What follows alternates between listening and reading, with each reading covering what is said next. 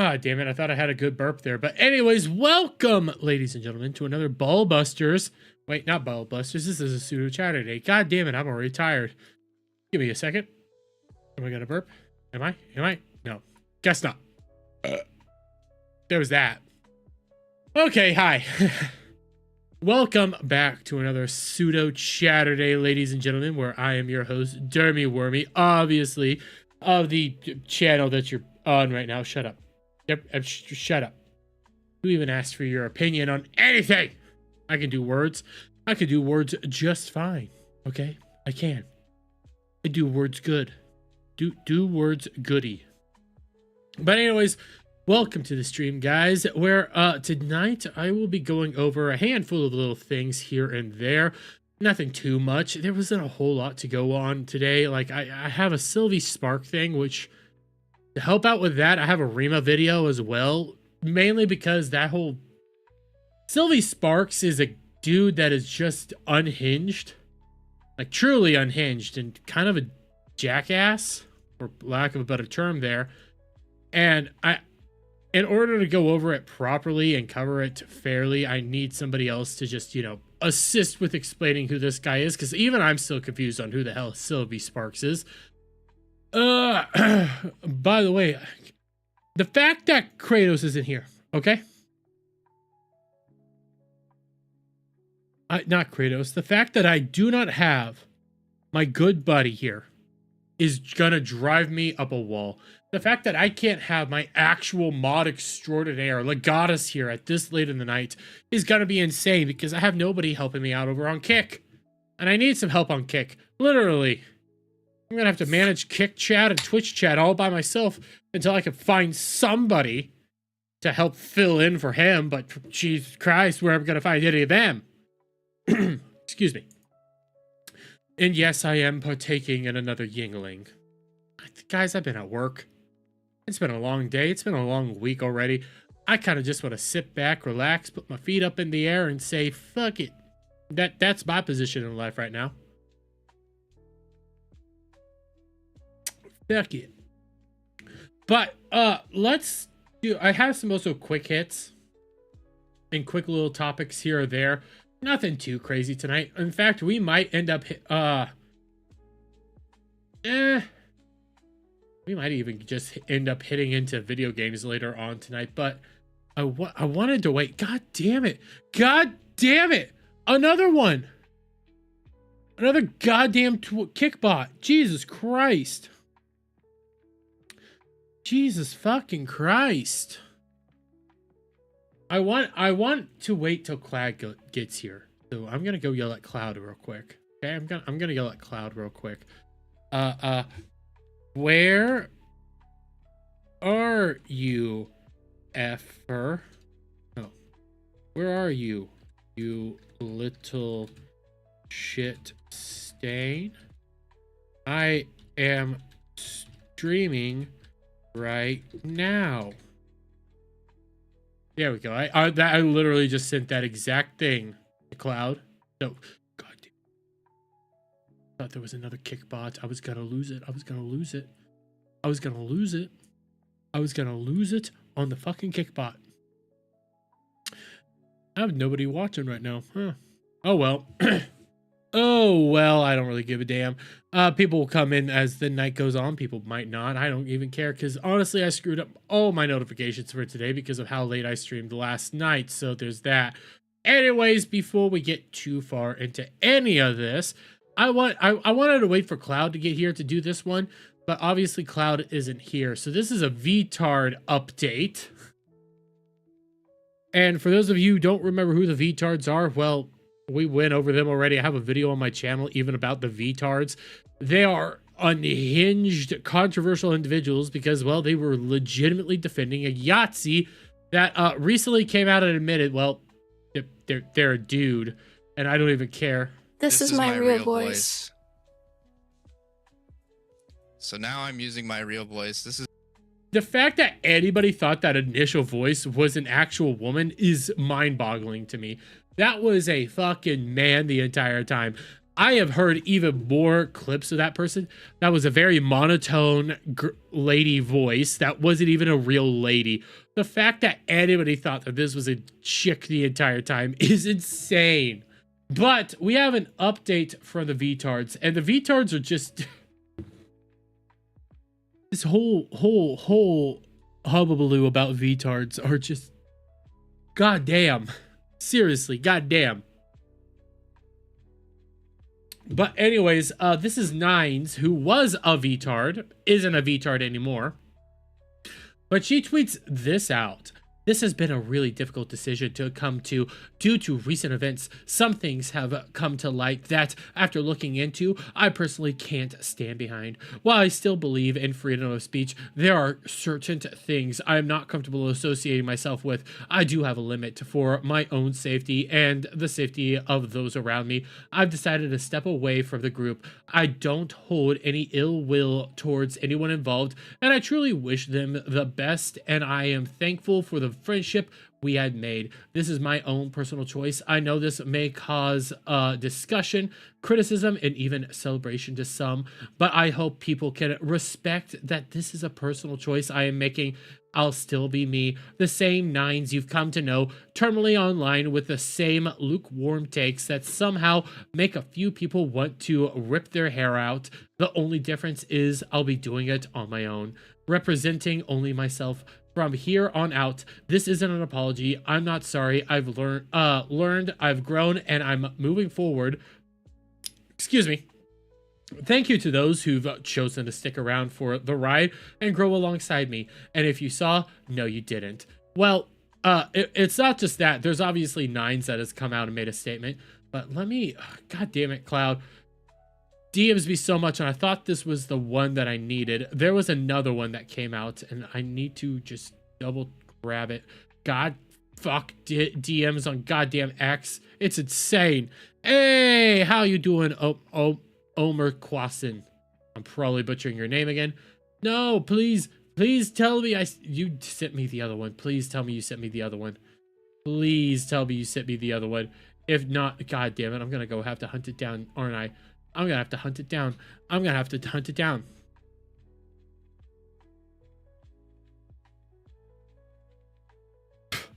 Static over there. Check you. Check you. I have to go, Kim. Okay, a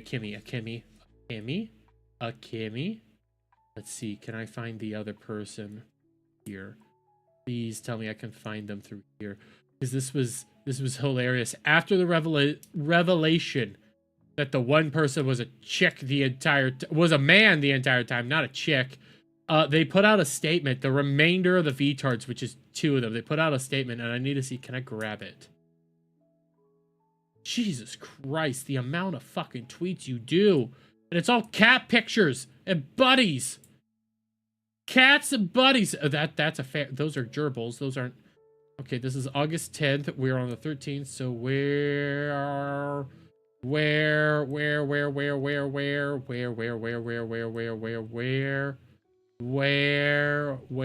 Jesus Christ, I'm gonna lose my mind.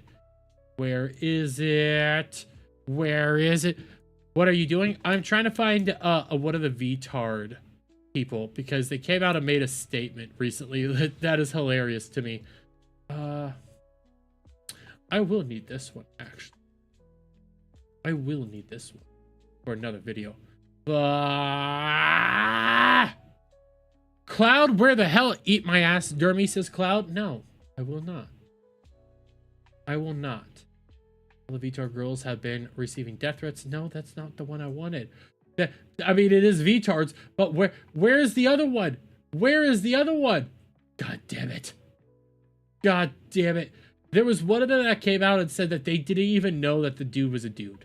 They just full-fledged came out and said it. And I can't find the tweet anymore, Cloud. I can't find it.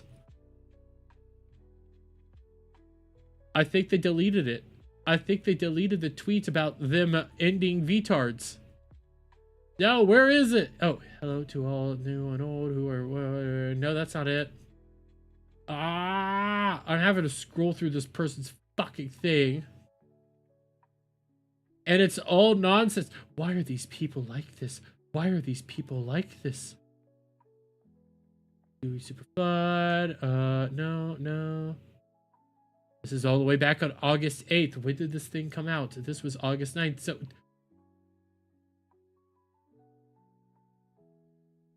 no, they had to have fucking deleted it. They deleted it, Cloud. I know we had that. I know for a fact we had that somewhere. I have the 9s. I know Kimmy didn't tweet anything out, but she retweeted it. And it was sometime after it came out that the Nazi wasn't a chick, it was a dude. But now I can't find it, and it's gonna piss me off. It's gonna piss me off that I can't find that tweet. Okay, that's gonna piss me the hell off. Jeremy, have you heard South Park? Yeah, I've heard South Park. I've heard of South Park. I haven't been watching it as of late, but I don't really give a darn about it. Like, they're allowed to do whatever it is. Was it Saturn that said it? I think it was Saturn. But I don't have her... I don't remember what her Twitter account was. Saturn Senshi. Oh, she privated her account. So, it would have been on Saturn's account, but it's private now. So, I have no ability to go in there and take a look at the thing. But they came out and said openly that, hey... we didn't know that person was a dude, and they lied to us the entire time. And I'm just sitting here like, how? How did you not know that this person was a dude? How did you not know that this was a fake fucking voice? I have another clip of that guy going off with the full-fledged AI generated fake voice. I can't play it because holy shit, that blindsides you with some slurs, some really impressive slurs. But I can't play it, and I'm just sitting here. I'm listening to it, okay? I'm listening to what's being said there. And I go like, Jeremy, is this a multi-streaming? Yeah, I've been multi-streaming. I always multi-stream. YouTube, Twitch, and Kick. That's how I do it. But I'm just sitting here like, that voice is so fucking fake. So incredibly fake. Wait, Cloud, did you get it? Cloud, did you get it? Please tell me you said, please. Yes, Cloud to the rescue. Oh, well.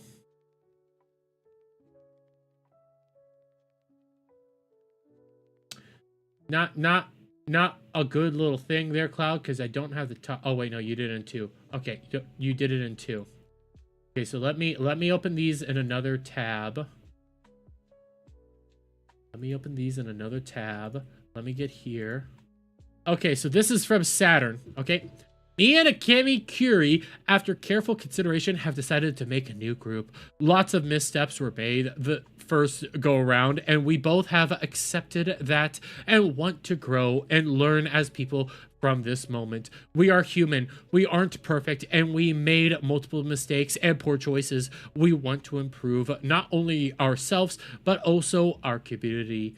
With that in mind, the former group name carries a stigma, as well as not being the future we want for ourselves. In light of that, Kenneth, aka Miku, well, Miku Yahtzee, has stepped away of his own volition and won't be joining us on future streams or in the new group. Guys, you said you were all girls and that you all knew each other. You didn't know that person was a dude. That's bullshit that you knew. That's bullshit. On volition, won't be joining future streams or in the new group. As for me and Akemi, we aren't changing up our content and will continue streaming as normal while we work on our next steps. To anyone who is concerned or curious, we won't be giving big hints for our next project together until we have more firm plans and concepts. We want to move on from the old name and the stigma and polarization of it. It was definitely something we are taking into account. I'm gonna move it over here, taking into account, stepping away. Big hints, plans, concepts. We are moving over to polarization, taking into account. We hope you guys will be there for us as we move on to the next chapter in our VTubing journey. Thank you to everyone who has been kind to us and to those who have supported us. This is not the end, just a new beginning. Bros, they literally ended it all. They ended it all. V-Tards is no more. Every member has left. Nines is left. The one that was pro Lolly has left.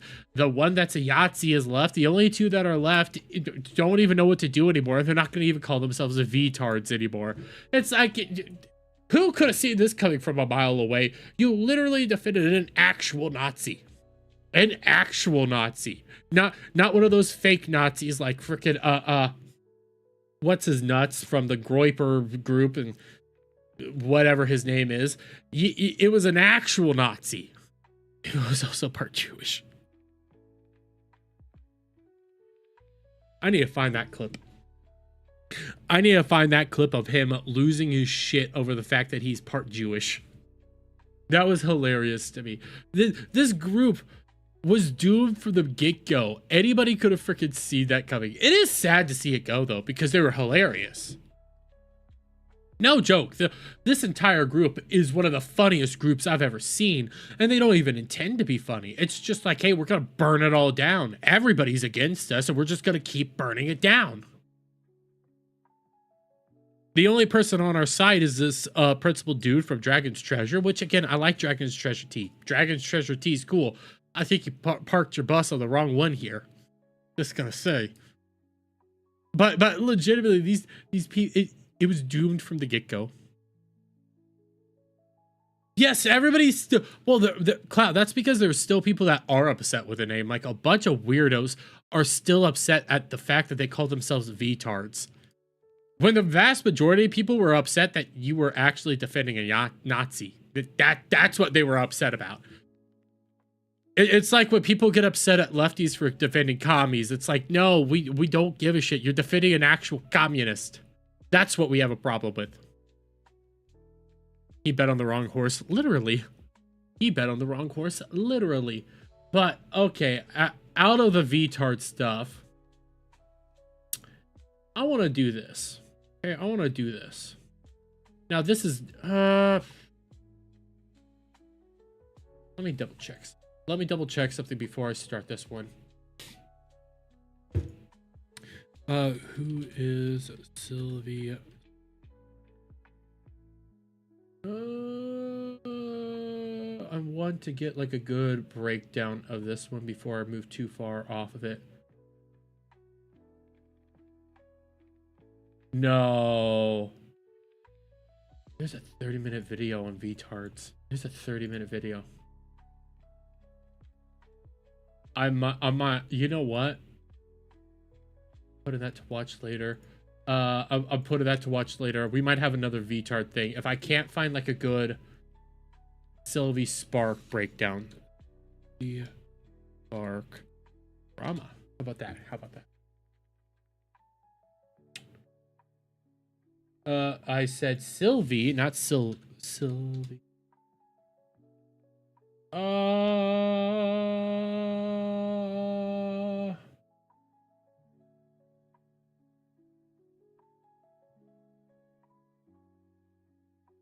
Okay, I have some stuff on it. It's not great. I don't want to go down into like a 3-hour stream. I have one thing on it. It's probably not the greatest thing ever. But I need to get sleepy, bro. Bore me so I could get tired. Fuck off, Adam.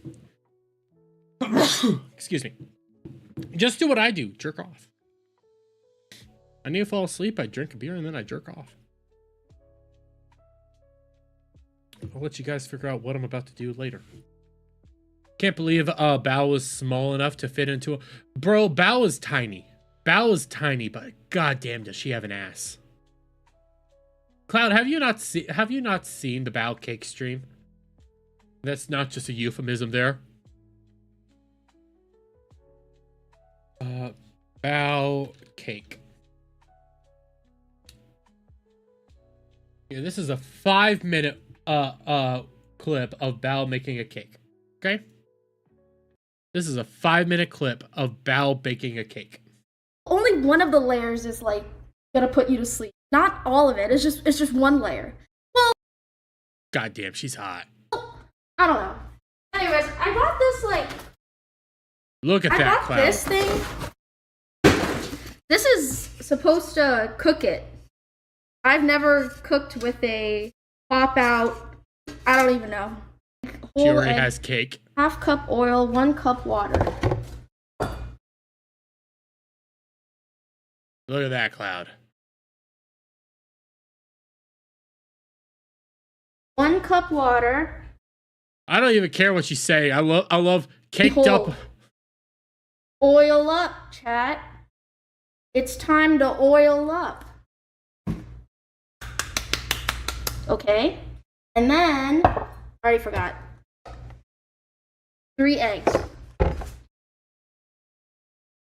Cloud, behave. That's my Oshi there. That's my Oshi there. No.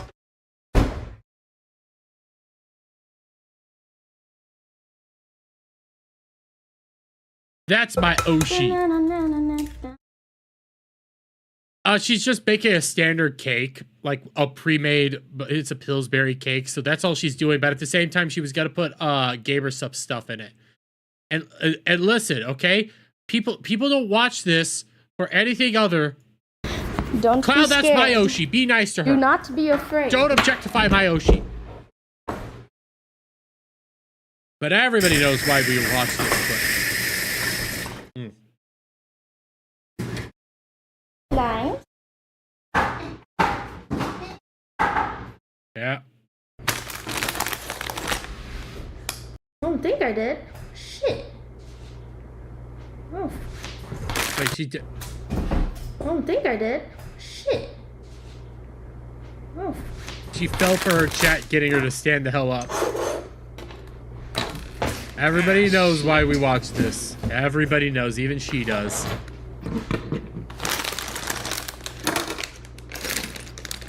Cloud, that's it. You're sleeping on the couch tonight. Shut up. Wait. I see it. I see it. I'm gonna put these. I'll put them on the mantle. Oh, yeah. Okay. Bao is beautiful. Beautiful in all the right ways. Just wonderful. Anybody that denies Bao is a bastard. Cloud, why are you the way you are? Why are you the way you are?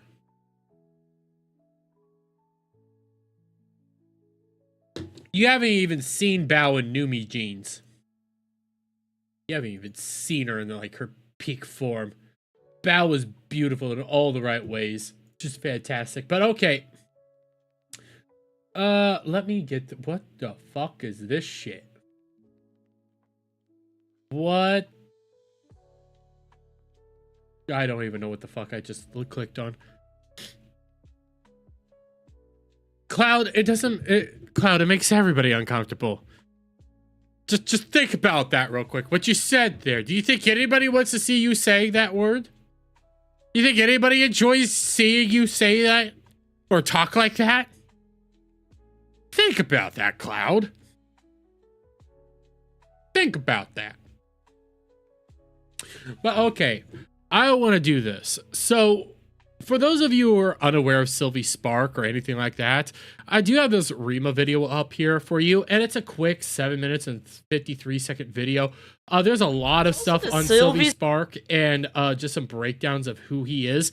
He is a, excuse me, he is a VTubing editor primarily. He does also some of his own VTuber work. He is a very, very interesting fellow with some very, to say the least, unhinged positions that just, he hates everybody. Like, he's deranged. And this is an older video from Rima where he's trying to get a disabled woman evicted, which is an actual thing Silvy Sparks did. But this is just a quick video we're going to watch just to get some people up to speed on the general idea of Silvy before we get into some of his latest undergoings, because holy crap, it gets worse, guys. It gets worse. But here's just a breakdown of who Silvy is from one of his things that he's done in the past. There's also the Silvy Spark situation. Now, I don't really have the entire story on that. It just came under my radar. Apparently, this individual is problematic for various reasons. He's been picking a lot of beef. He's involved into a lot of drama, which is giving me like red flags. Lennox today made a tweet saying, and okay, so Lennox, for some context, she was part of Marina Viti's Rainbow group, but she was like severely, what's the right word for it? Bullied. And she came out and told her story. This was a while ago. The rabbit hole goes deep. Maybe one day I'll do a coverage of Marina Viti on my channel. And to I have seen some of that coverage. It's insane and deranged, but Silvy was one of the people who's going around essentially signing with Marina or Mary or whatever her name was, and it is just outright crazy. bridge these two topics together, Silvy Spark is a friend of Marina Viti, and apparently has been egging her on a lot. So here she says, this is what I've been dealing with on top of everything else. I'm tired, exhausted. I was only at the hospital recently, and it feels like everything around me is falling apart. I just want everything to stop. I don't have the energy anymore. It's over. So somebody emailed her to make them aware of a situation with Silvy Spark. Apparently he's an editor of a lot of like prominent VTubers. He used to have them in his bio, but now they're gone. It just says editing 10+ years. And so they're kind of warning them about Silvy Spark. They're saying that they joined a server with him, and he's been spreading terrible messages about you, meaning Lennox, and completely unprovoked. I had no prior knowledge of your existence when he came to me and started telling me about how you faked your disability and stalk him. I'm a small streamer with about barred out followers, and I barely know anyone, so I don't mean it as a slight to you that I don't know who you are. So this person doesn't even know who she is. Yeah, God damn it, Cloud, I don't even want to read that right now. Yeah, So Silvy Sparks is going as far to say that people fake their disabilities, goes unhinged, off the rails, willing to try to take people down, willing to try to destroy people, and go very, very far down these weird rabbit holes just to do nonsense, really.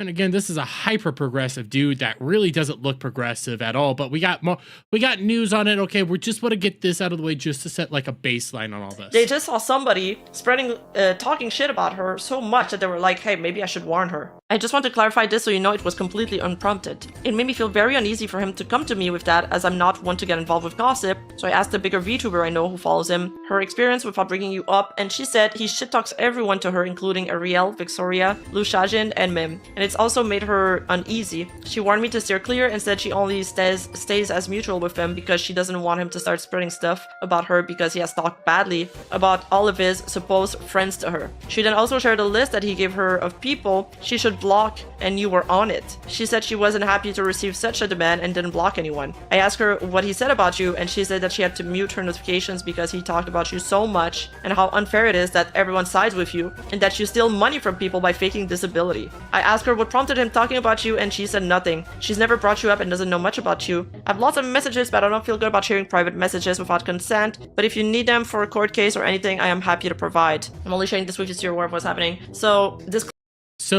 again, this guy's willing to go around and just bash everybody, even some of his closest friends. That's going to be relevant for some of the people that we talk about here in a little bit. This dude is unhinged and has no real friends, is willing to destroy everybody around him, and everybody's just terrified of him because he just spreads gossip left, right, and center. I really wonder how this guy even stays around. Does he have like blackmail on everybody? Like, I've heard some of the things Silvy has done in the past. I don't get how he can exist at all.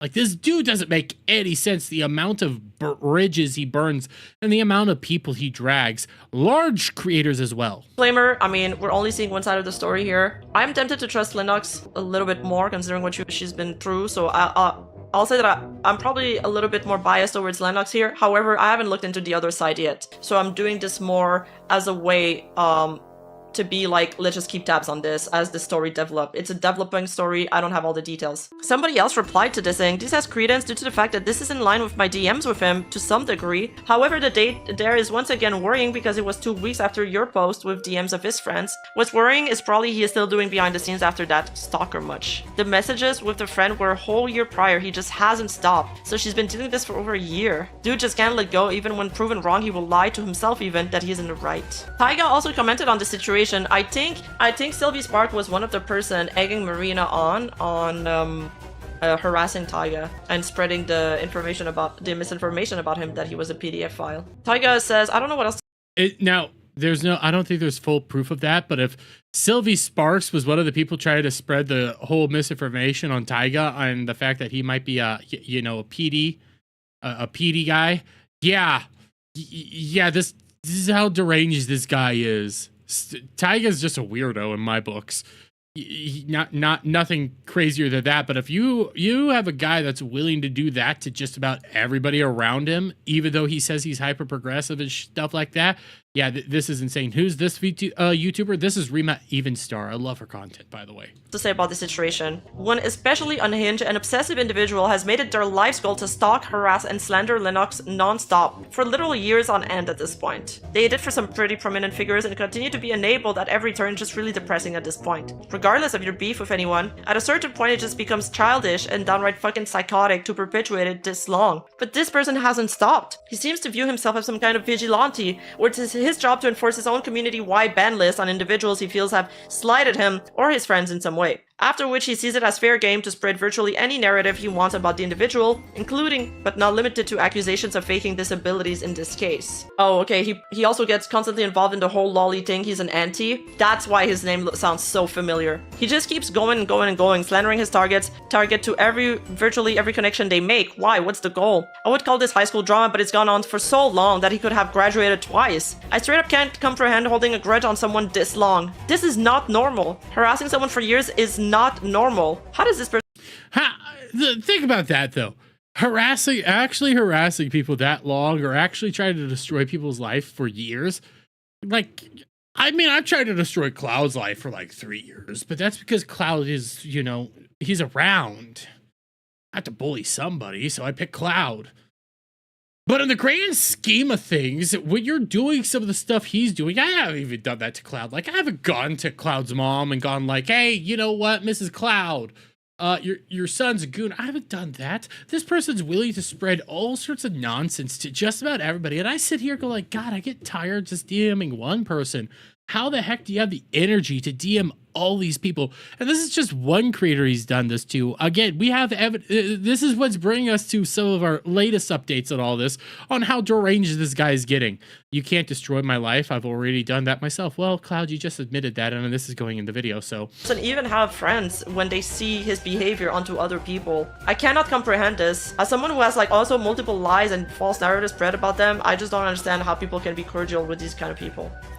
I don't get how, if you see somebody acting this way over and over and over again, how can you even be nice to this guy at this point?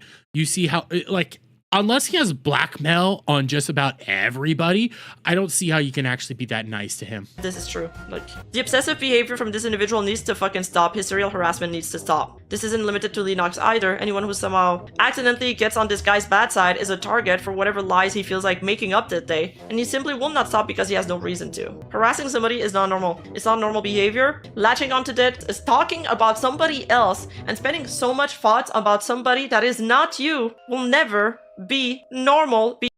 Listen, I'm going to say this here. Silvy, if you ever see me and when you spread a bunch of bullshit about me, go on ahead. I will gladly point out how you're coming after me, who doesn't even know you, just sees this and it's like, well, okay, you're a deranged guy. You know nothing about me. So if you're going to go around spreading a bunch of lies and bullshit about somebody like me, I'm like, what the fuck? We've never even talked to each other. I see this and I go like, okay, you're a nunce. You're insane. God, you're on par with Mama Oko, in my opinion. Behavior. Honestly, if you're a VTuber and a content creator, and your feed has more than 20% tweets giving your opinion on this, on that, on this person, and especially attacking other individuals, you're a loser. There, I said it. You... Based. I only attack a few people here and there. Do not focus on yourself, and you need to focus on yourself. Productive people don't do that. I don't have time. For example, I or Taiga don't have time to fucking go around attacking people left and right. That's why it's only V-tweeters who do that. It's called derangement syndrome too. True. I have no time to do that kind of stuff. I'm at work. I have a day job. And even when I'm not at my day job, I'm looking at stuff to potentially bring up on stream, talk about on stream, or make a video on, or do stuff like that. I have no time to freaking engage with people like this. And I see all the people that just always engage like this and do crap like this. And I'm like, do you sleep? Do you have a job? Do you have something else you do? No, you just tweet all day? What benefit do you have? Oh, you tweet all day and then talk about what it is that you tweeted all day. People pay you to do that? You're nuts. I've known people like that. He's my friend. He will never do it to me. Yeah, but like he will do it to them. This person says that he talks shits about everybody. Do you really think if somebody comes at me and the first thing they do is start talking shit about somebody else unprompted, I'm gonna find him really sus. I'm gonna feel like if he's saying that about somebody else, then what is he saying about me behind my back? That's a red flag for me. Immediately. Do you really think? I think it's an ego thing. When people are like, oh, he won't do it to me, he'll do it to other people. You think you're above that, buddy, you're not. You're not. And I agree with that. And again, the main reason I played that was just to kind of give you like a baseline of the kind of person Silvy Sparks is. And this brings us over here to Reddit. And I know Reddit is a bastion of fun times over here, but this is r/VTuber drama, and it's all on Silvy Sparks. Out the gate, he has a whole area on VTuber drama here on Reddit. So that's gonna be fun here, but we see this, already we have this screenshot that I will gladly point out. There's a few streamers in the space who've been really shady. Harassment, manipulation, PDO support, you name it. I am not naming names for clouds. I'm doing this so you don't get burned like I did. You can already see he just points out a bunch of different accounts right here. We got Cottontail, Ariel, who I feel like I know who Ariel is, but I don't know why the hell you're putting Cottontail here is beyond me. That's weird. Silvervale, Linux, which when we go through the whole Linux storyline, if we ever do, yeah, I get why you put her there because she called your ass out. Mama Oko, which fair.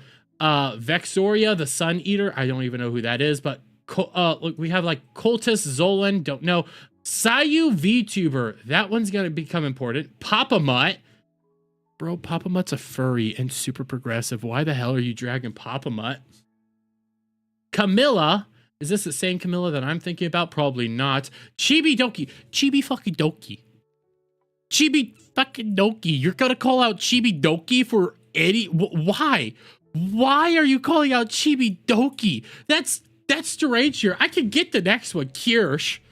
But that's because you're a lefty. This is Kirsch, who's openly more right-leaning. And you're super progressive. That would make sense. But everybody prior to this, I'm like, what the literal hell? Actually, Baba Oko, that makes sense. But Dermy, where's Fillion? I don't know if Fillion's on the list or not. Oh, no, Fillion's right there. So yeah, Fillion's on here. But Smugglana, that one makes a little bit of sense. Again, kind of more like Kirsch there. Nuxtaku. I think that one's kind of self-explanatory in the grand scheme of things. Not saying that he deserves to be on here. I'm just saying. Taiga. Vil, who I don't know who that is. That sounds nice. Powder. I've seen some of her stuff. I disagree, but also at the same time, I think she does decent stuff. Alpha and Nikki. Don't know who that is. Milky. Fillion. Fillion's on the list. They. Pippa. Mari underscore Ian. All these people are sus to him. And I am going to come back to this list a little bit later because there's somebody on this list that, why did you put this person on this list? I wonder. You see, God, that's everyone. And there's more. There's more. Yeah, I still work with Sayu. It's good money, to be honest, and he didn't dip on me when the whole Linux shit happened, which most people did. So, like, loyalty goes both ways. Do I like that he still engages with Silvervale? Nah, I've told him that. Feels like a slap in the face to the trans folks who support him. It's complicated, but it still stings. Bro, Silvervale did nothing wrong. All Silvervale said was that she wanted to play a game and then was destroyed for that. And even we heard recently what V Shoujo did to her. That's insane. Worse than Epstein list? I mean, I'm willing to watch a lot more of these people on that list than anything else here. But bro, you work with Sayu. You go back over here. These are people that are stabbing you in the back, harass people, manipulate, pedo support. You put your boss on here. You put your literal boss on here. And you're like, listen, he's a bad guy, but he sided with me. He didn't drop me. But you know what? He's bad because he engages with Silverfield. What? You're dragging the person who still pays you through the mud for who they engage with, who didn't do anything wrong. Anybody with a brain that works higher than one brain cell. Okay, so somebody with one brain cell that actually looks at that whole situation goes like, oh, she did nothing wrong. You guys are just deranged. And you're willing to drag your boss through the mud because of all that? Dude, you earn the right to basically be hated by everybody. Ari, she kind of dropped me fast when Vex plus Alpha turned on me, then came back later after hearing my full story. So now it's hard to trust if she really in my corner or just around until things get messy again. I've seen her do that to others too. She was all about Vex, Meow Moo, I'm not even gonna try to say that name, etc. Now it's V Shoujo girls only patterns there. People just don't want to admit it. I'm not trying to start ish, but you asked. Is Vexoria on the list because she fired you, Alpha 2? Yeah, Vex is on the list, not just because she fired me, but because of how it happened and everything around it. So you put on somebody just because they fired you. You put somebody on there just because they fired you. Cloud, you admitted to having one brain cell, and you can see that this person is deranged as it is, but you put somebody on the list of bad people just because they fired you. Got it. Zolan told me it wasn't being let go on bad terms and promised me a bonus once I sent the final invoice. I sent it, never saw the bonus. Then I got booted from their Discord, banned from Vex's chat. No explanation, nothing. I think we could see why. Oh my god, I don't even want to read through all this because we still got more. We got more because this is actually a response from this person talking about this. I met Silvy the time Vexoria the Sun Eater fired him. He latched onto me fast, not as a friend, but as someone to unload on. Every day he was venting, ranting, and trauma dumping without once asking how I was or what was going on in my life.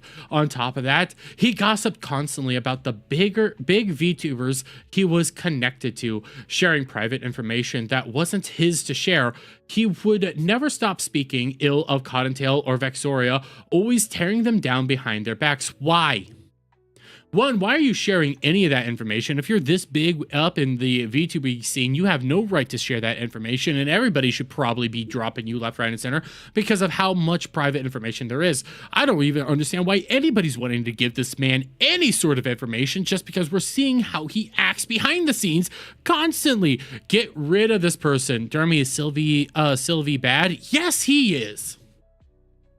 It only got worse as time went on. When Ariel dropped him the second time, it was more of the same. Anger about everyone but himself. Around then, he also got weirdly fixated on a VTuber named Lennox, swearing she was faking her disability because, according to him, her sister told him so directly. Okay. Then there was the whole Under the Tea podcast thing, where he was obsessed with figuring out the host's genders using transvestigating tactics while still parroting around as a trans ally online. Why? Like, I'm not a fan of the Under the Tea crew at all, but they're pretty open about like their stuff. But at the same time, why does it matter? Why would it matter? Like, why do you want to dig into these people's genders? That doesn't make any sense. Why the hell are you willing to do that? No wonder they got more prominent. It's because a schizophrenic nightmare like this decided to go after them. God damn. Fast forward, I graduated shortly following the Ariel situation because I signed with an agency that required me to retire my old model and name. When he found out, he didn't talk to me. He messaged our mutual friends saying I wasn't cut out for streaming. that I'd never get an audience, and that he knows what talent looks like.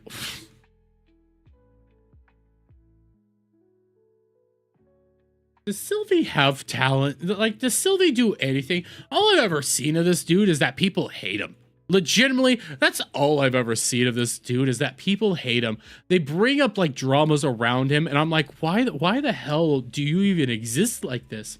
What finally pushed me to post this is seeing him now using Adora as a shield to absolve himself of the abuse he's caused, watching him twist the narrative and play the victim while throwing others under the bus is not surprising but disappointing. What did he do with Adora? I need to know what he did with Adora. Because if he had any part of what Adora did, holy shit balls. Dude, you deserve to be yeeted off the internet for everybody to make fun of you. Okay, that's why. I've censored his user ID so he doesn't start crying about doxing.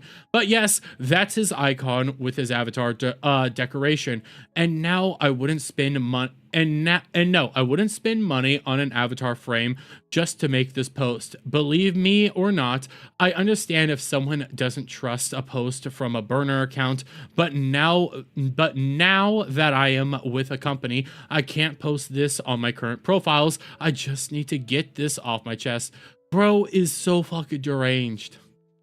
Bro is deranged. And imagine, okay, all these people, you have a problem with all these people. And if this is who I think it is, Ariel, if this is who I think it is, why the hell do you have problems with any of these people?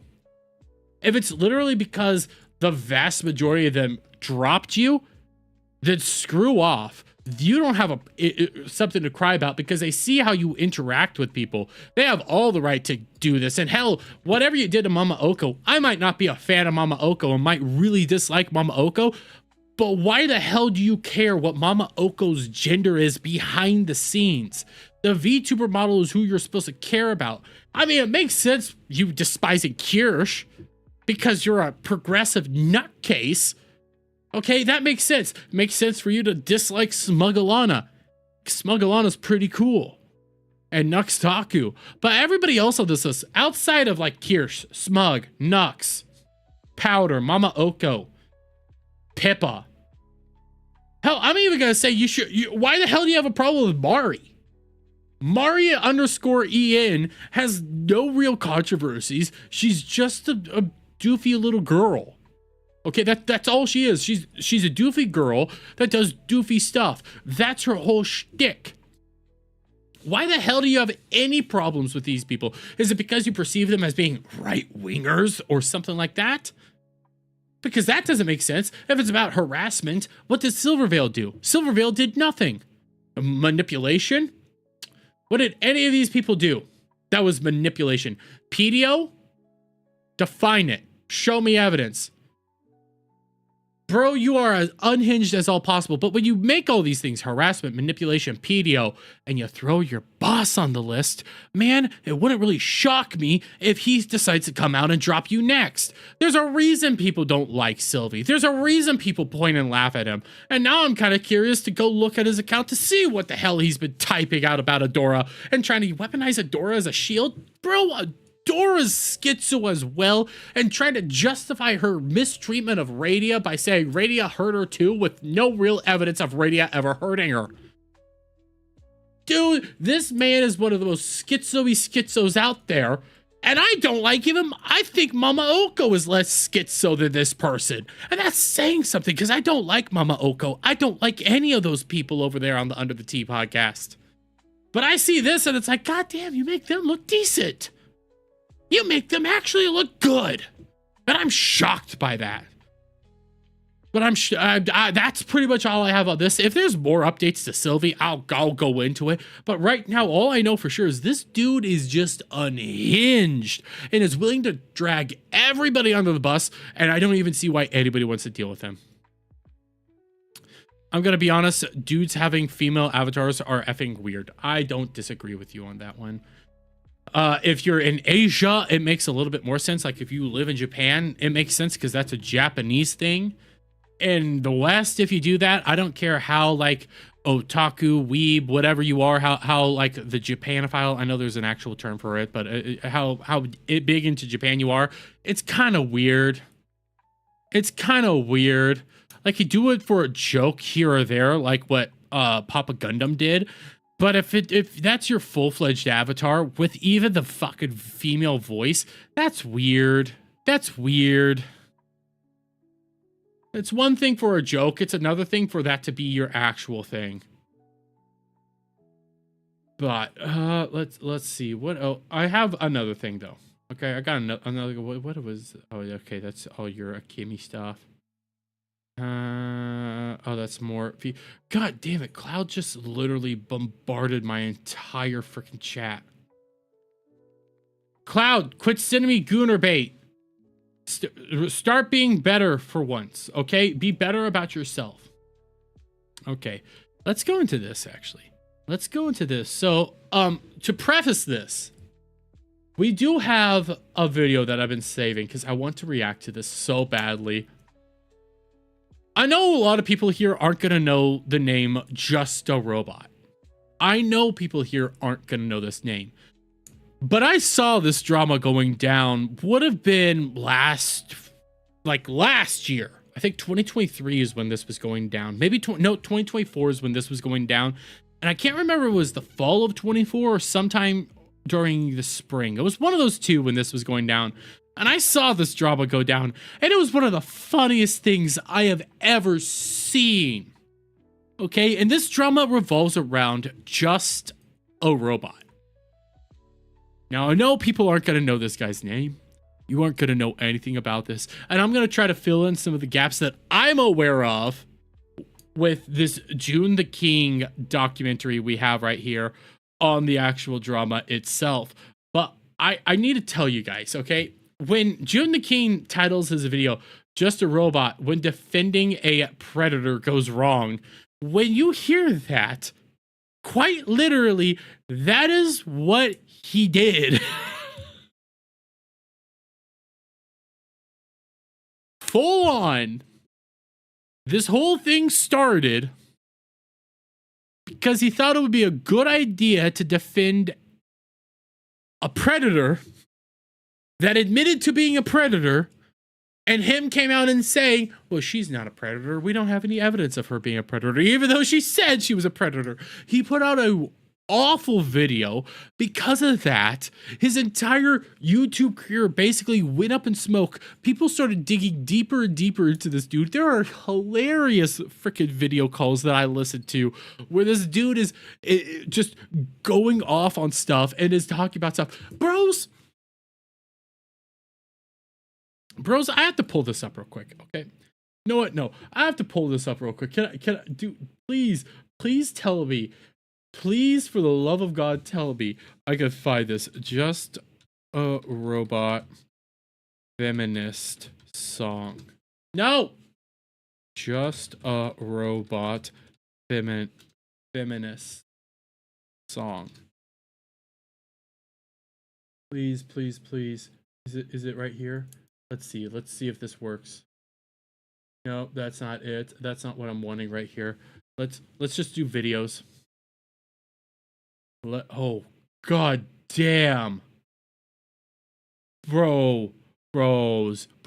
His channel's getting nuked. He even got into the Cinder. Why would you get into the Cinder drama, bro? Why? Brogan did nothing wrong is the title of a video. But I'm only pulling this up because I want to try to see. Please tell me you didn't take this out. Please tell me it's still here.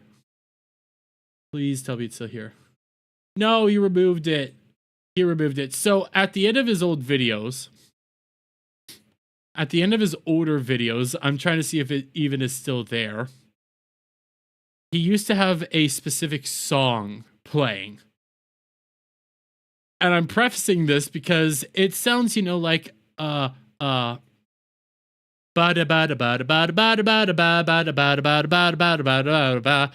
it was sounding like that, okay? And I'm trying to see if I could find a version of it. The Marine song from the whatever to the shores of Tripoli. Oh my god, I just got it. I found it.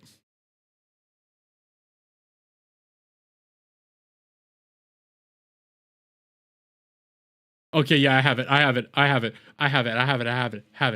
Okay, this is it. This is what his outro used to be.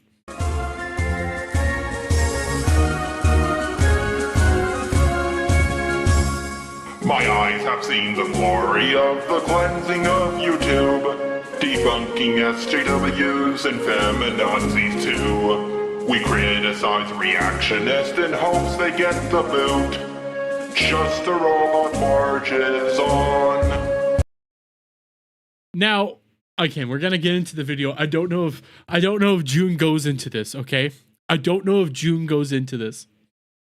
People started accusing Just a Robot of, the shores of Tripoli, the troops go marching on and all that. They started accusing him of taking that song and making it very similar to the song from American History X. Not even lying, that was an accusation that was made. And I'm over here, I'm hearing all this, and I go like, no, it's obviously, the Marine song. He's basing it off of that. That's a nice song. That's a patriotic song. I'm seeing all this. That makes sense. Bro comes out and full on admits, no, I actually made the song based off of American History X. And it's like, dude, why did you admit that? Why did you admit that? There's an easy roundabout here. No, you just full on admit, yeah, it was because of American History X. Bros, what is wrong with you? Why are you like this? Why are schizos like this? But okay, enough of me rambling on this. Because this is a 58 minute long video. I'm gonna fill you guys in on some of the information that I have as we go on. But this is the video from June the King. I saw this and I was like, no way, he's actually doing this. This is just perfect. This is beautiful. This is perfect. Let's watch. Just a Robot, or JAR for short, is a commentary creator whose story becomes stranger with every layer pulled back. It's an assemblage of arrogance. I've won almost every single drama I've been in, even when I was on the losing side. Questionable comments. Want to see my cock? Yeah. He would DM that to women a lot. To women a lot. And ignorance of the very thing JAR was meant to provide clarity on. You have pinned your channel to the reputation of someone and you've not even reviewed all the evidence. What is wrong with you? What's wrong with your programming, Mr. Robots? Those clips were all in relation to JAR's video on CineBear03, that to many was a defense of CineBear, a predator that sent graphic images to minors as well as roleplayed with them despite stating she would never do it again. Though CineBear did receive a fair amount of coverage, there was increasing attention towards JAR, as this all exposed a pattern of behavior that brought both ire and amusement. It's all Harley's fault that this is happening. I could make a video and put them all 6 feet under. She's the child who was too scared to get into a call with me. Bro, this dude was so unhinged and beautiful. This is peak tisms right here. This was peak tisms.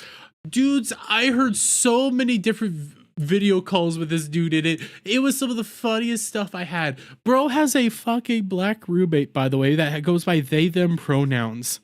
And he was in some sort of video call. He was in a call, like a Discord call. Bro, his roommate wasn't supposed to be on there, okay? He was in some discussion with people that were upset with him. Roommate wasn't supposed to be there. Roommate gets in the call because he's in the room with JAR, magically nowhere. Nobody knew he was going to be there. And when the other two people were having issues with that guy being there, JAR goes like, I will not throw out a black man from a call, and I will respect his voice and his opinion.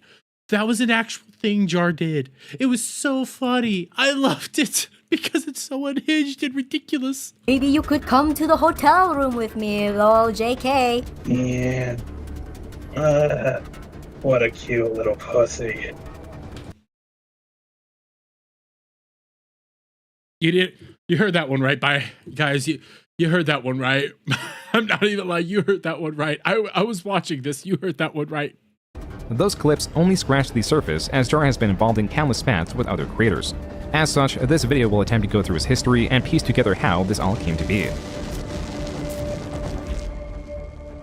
Good editing, by the way, from Jude the King. JAR did not have a typical upbringing. He claims he grew up homeschooled in a highly religious household. The latter element is so extreme that he claims his mother ran a church through the household as no other place of worship shared their views.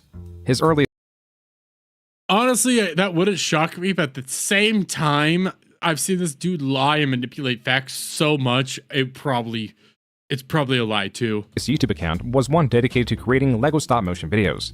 But as he grew older and changed, so did his tastes. Oh, that's cool. In the early 2010s, JAR was watching creator I Hate Everything, a creator that uses a static image to represent themselves within their videos. This style online has been referred to as PNG tubing. a word that is a marriage of the image format PNG and YouTuber. The video in question that inspired Jar to want to adapt the style was I Hate Everything's video on the website DeviantArt. DeviantArt is a social media platform that is built around sharing art. Possibly because of its communities that focus on the sharing of a specific art, such as My Little Pony, smaller communities were easily formed for not just the sake of sharing said art, but discussion of similar interests. Wait, what? You're gonna become a father. Okay, that's funny. The insular nature of these communities has allowed for the development of subgenres, ultimately leading to communities that share rudimentary fetish art. Their art and comments have been extracted by other communities or individuals for the sake of mockery. This contrast of higher-end art to the lesser-known rudimentary art that is explored in I Hate Everything's video, as well as many others, also explored the melodrama of some of its users. This is where Jar comes in. His intentions for joining DeviantArt are varied. He has stated it was to find an artist to create his avatar for his would-be PNG tuber account. Another reason was because of the resulting drama of I Hate Everything's video, and similarly, he believed he could change the toxic community from the inside out. No, there's no way in hell you thought that would actually be a thing that you could do. Nobody actually believes that they could do that. And if you do believe that, you are on a quest that will never actually receive any sort of winning strategy there. You are going up against gooners and fetishes of all sorts of types on DeviantArt. You are on an uphill battle that you will never succeed in. Derangement. Everybody, dudes, I'm already gonna come out and say it. Bro has a fart fetish. Just a Robot flat out has a fart fetish. Again, I've followed this whole drama. Dude has a fart fetish. A very disturbing fart fetish. Shout out Owen, bro. How are you doing? And so in March of 2014, Jar joined DeviantArt under the name CEO Author and jumped to the defense of I Hate Everything. Initially, Jar describes his conversations as small, and getting into tiffs with a different user that went under Purple Skull 99. This then ballooned into other Well, Cloud, apparently you also have a fart fetish. members of DeviantArt, specifically members of the Halo fandom, jumping in. It wasn't a specific community. I mean, I guess they were part of the Halo fandom, but that's about it. I wasn't involved in the Halo fandom, but I Hate Everything was. That audio You could obviously hear the tisms. You can hear them hardcore there. What the heck did I hear? I just got here and heard Farfet. Yeah, that is what you heard. We're talking about Just a Robot right now. This was a drama that went down a while back, like I think a year and a half ago, if not a half a year ago. Bros, this was a beautiful, beautiful drama that I could not stop. I could not stop listening to because it was so deranged. video was from an interview I conducted with Jar. The following series of clips are from 2 videos in which Jar talks about his experience on DeviantArt, which is highly convoluted due to all the characters involved. Hellblaze, Gaming Skeleton, Sonic 93, Yoshi V1, Princess Elizabeth 013, Melody, but I'm not 100% sure, the Heather Pack, Hyperbeam Eevee, the Kydalia, Beatrice, aka Foxy, and Shadowfan, who's now known as That Crazy Cat Critic. That was only a taste of all the people mentioned. Jar speaks of endless tiffs, accusations, and melodrama that he does not even remember the conclusion of. There were a lot of other things, but I don't remember the details, and eventually Hellblaze and her fanbase left me the fuck alone. There do exist archives that provide insight to Jar's reputation on DeviantArt. This post, for example, is one that quotes Jar speaking of feeling depressed due to the pills he was taking, which culminated to him attempting. The reason the poster. Okay, Minecraft. Okay, Minecrafting. Bro, why did somebody let this man on the internet? Look, full on, why did anybody allow this dude to be on the internet? We're only 4 minutes into this, guys. It just gets worse. Why was he ever allowed on the internet? That's something I'm trying to figure out. If his mother was so overbearing and protective, why did she let him on the internet? There's a reason your mother was overbearing with you. Maybe that wasn't the best idea, but quite frankly, maybe you needed it. Quotes Jar is to state he deserves to feel such a way because the poster claims Jar is responsible for the of their friend. Quote, you deserve to go through the same suffering Score went through, including the hurt of one just like you let him to do. Unquote. The catch is, Jar has stated he does not even know who Scorn was. Yeah, Scorn, a guy I never talked to. Yeah, I was falsely accused of murder twice. Like, I was just... I know I should let him talk. I know I should, okay? But knowing everything I know now, and then I hear this, which is news to me, I'm like, dude was accused of what? Holy hell, I know so much right now. I didn't know that you were accused of doing this. I shouldn't be laughing at this, but I'm like, bro, you've been accused of doing a lot of really creepy shit. I don't know what's true, what's not. I don't know anymore. You were accused. You say it wasn't true. You were accused of the pedo or the predator you defended. When looking over those DMs, it kind of looked like you wanted to, you know, have that predator bounce on it, Dio, crazy style. Jeremy, what are you doing watching crime files? Dude, I fucking love this drama. It was one of those moments where I'm like, I can't stop listening to it. It was so deranged. Such an awful person that the mere idea of my existence caused these people to kill themselves. Jar mentioned he was accused of this sort of thing twice. The second time was allegedly from a user known as Chaos55T. This person, as corroborated by other DeviantArt users, developed a fictional entity. Never say what words again. The fact that he wanted to, it looks very much like he wanted to have bounce on it Dio time with a predator. That's a real thing that that is alleged. And I saw the DMs and the back and forth. I think he did. I think he did want to do it. Crazy style. That's right. He wanted it crazy style with that predator. Known as Madness, and tried to convince others in the community that it was a real being with varied success. So, I don't even know what this is, man. Like, it is the weirdest thing I have ever come across on the internet. The closest thing I can compare it to is Final Fantasy House. But she was trying to convince people of this entity named Madness, who existed on Earth, who was kicked out of both heaven and hell, and he can contact you, and all this other stuff if you believe in him. It was like this weird little Wicca thing. Jar also alleges he was, on multiple occasions, accused of being a pedophile. Once, I mean, I've seen some of these occasions. I don't know if it's true or not, but for allegedly defending a 13-year-old who, by Jar's own words, was being homophobic and transphobic. Another time was because his avatar was of a pedophilic character, namely Herbert the Pervert from Family Guy. I mean, Herbert the Pervert was pretty funny.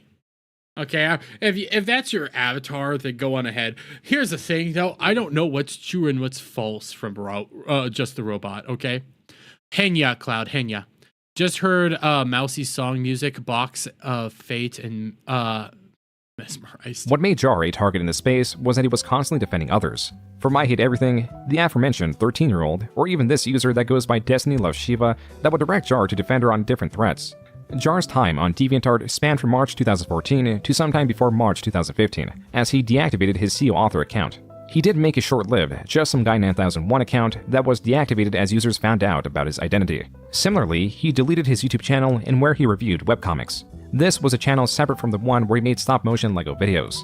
This pressure, this necessity to remove one's digital footprint due to reputation exposes the acute culture of this community and the nature of those that form it, in that there is an obsession to interact, to reply, to comment on any tangential trauma, on anything said about oneself, and Jar's reputation was so buried that he had to start over with a new identity.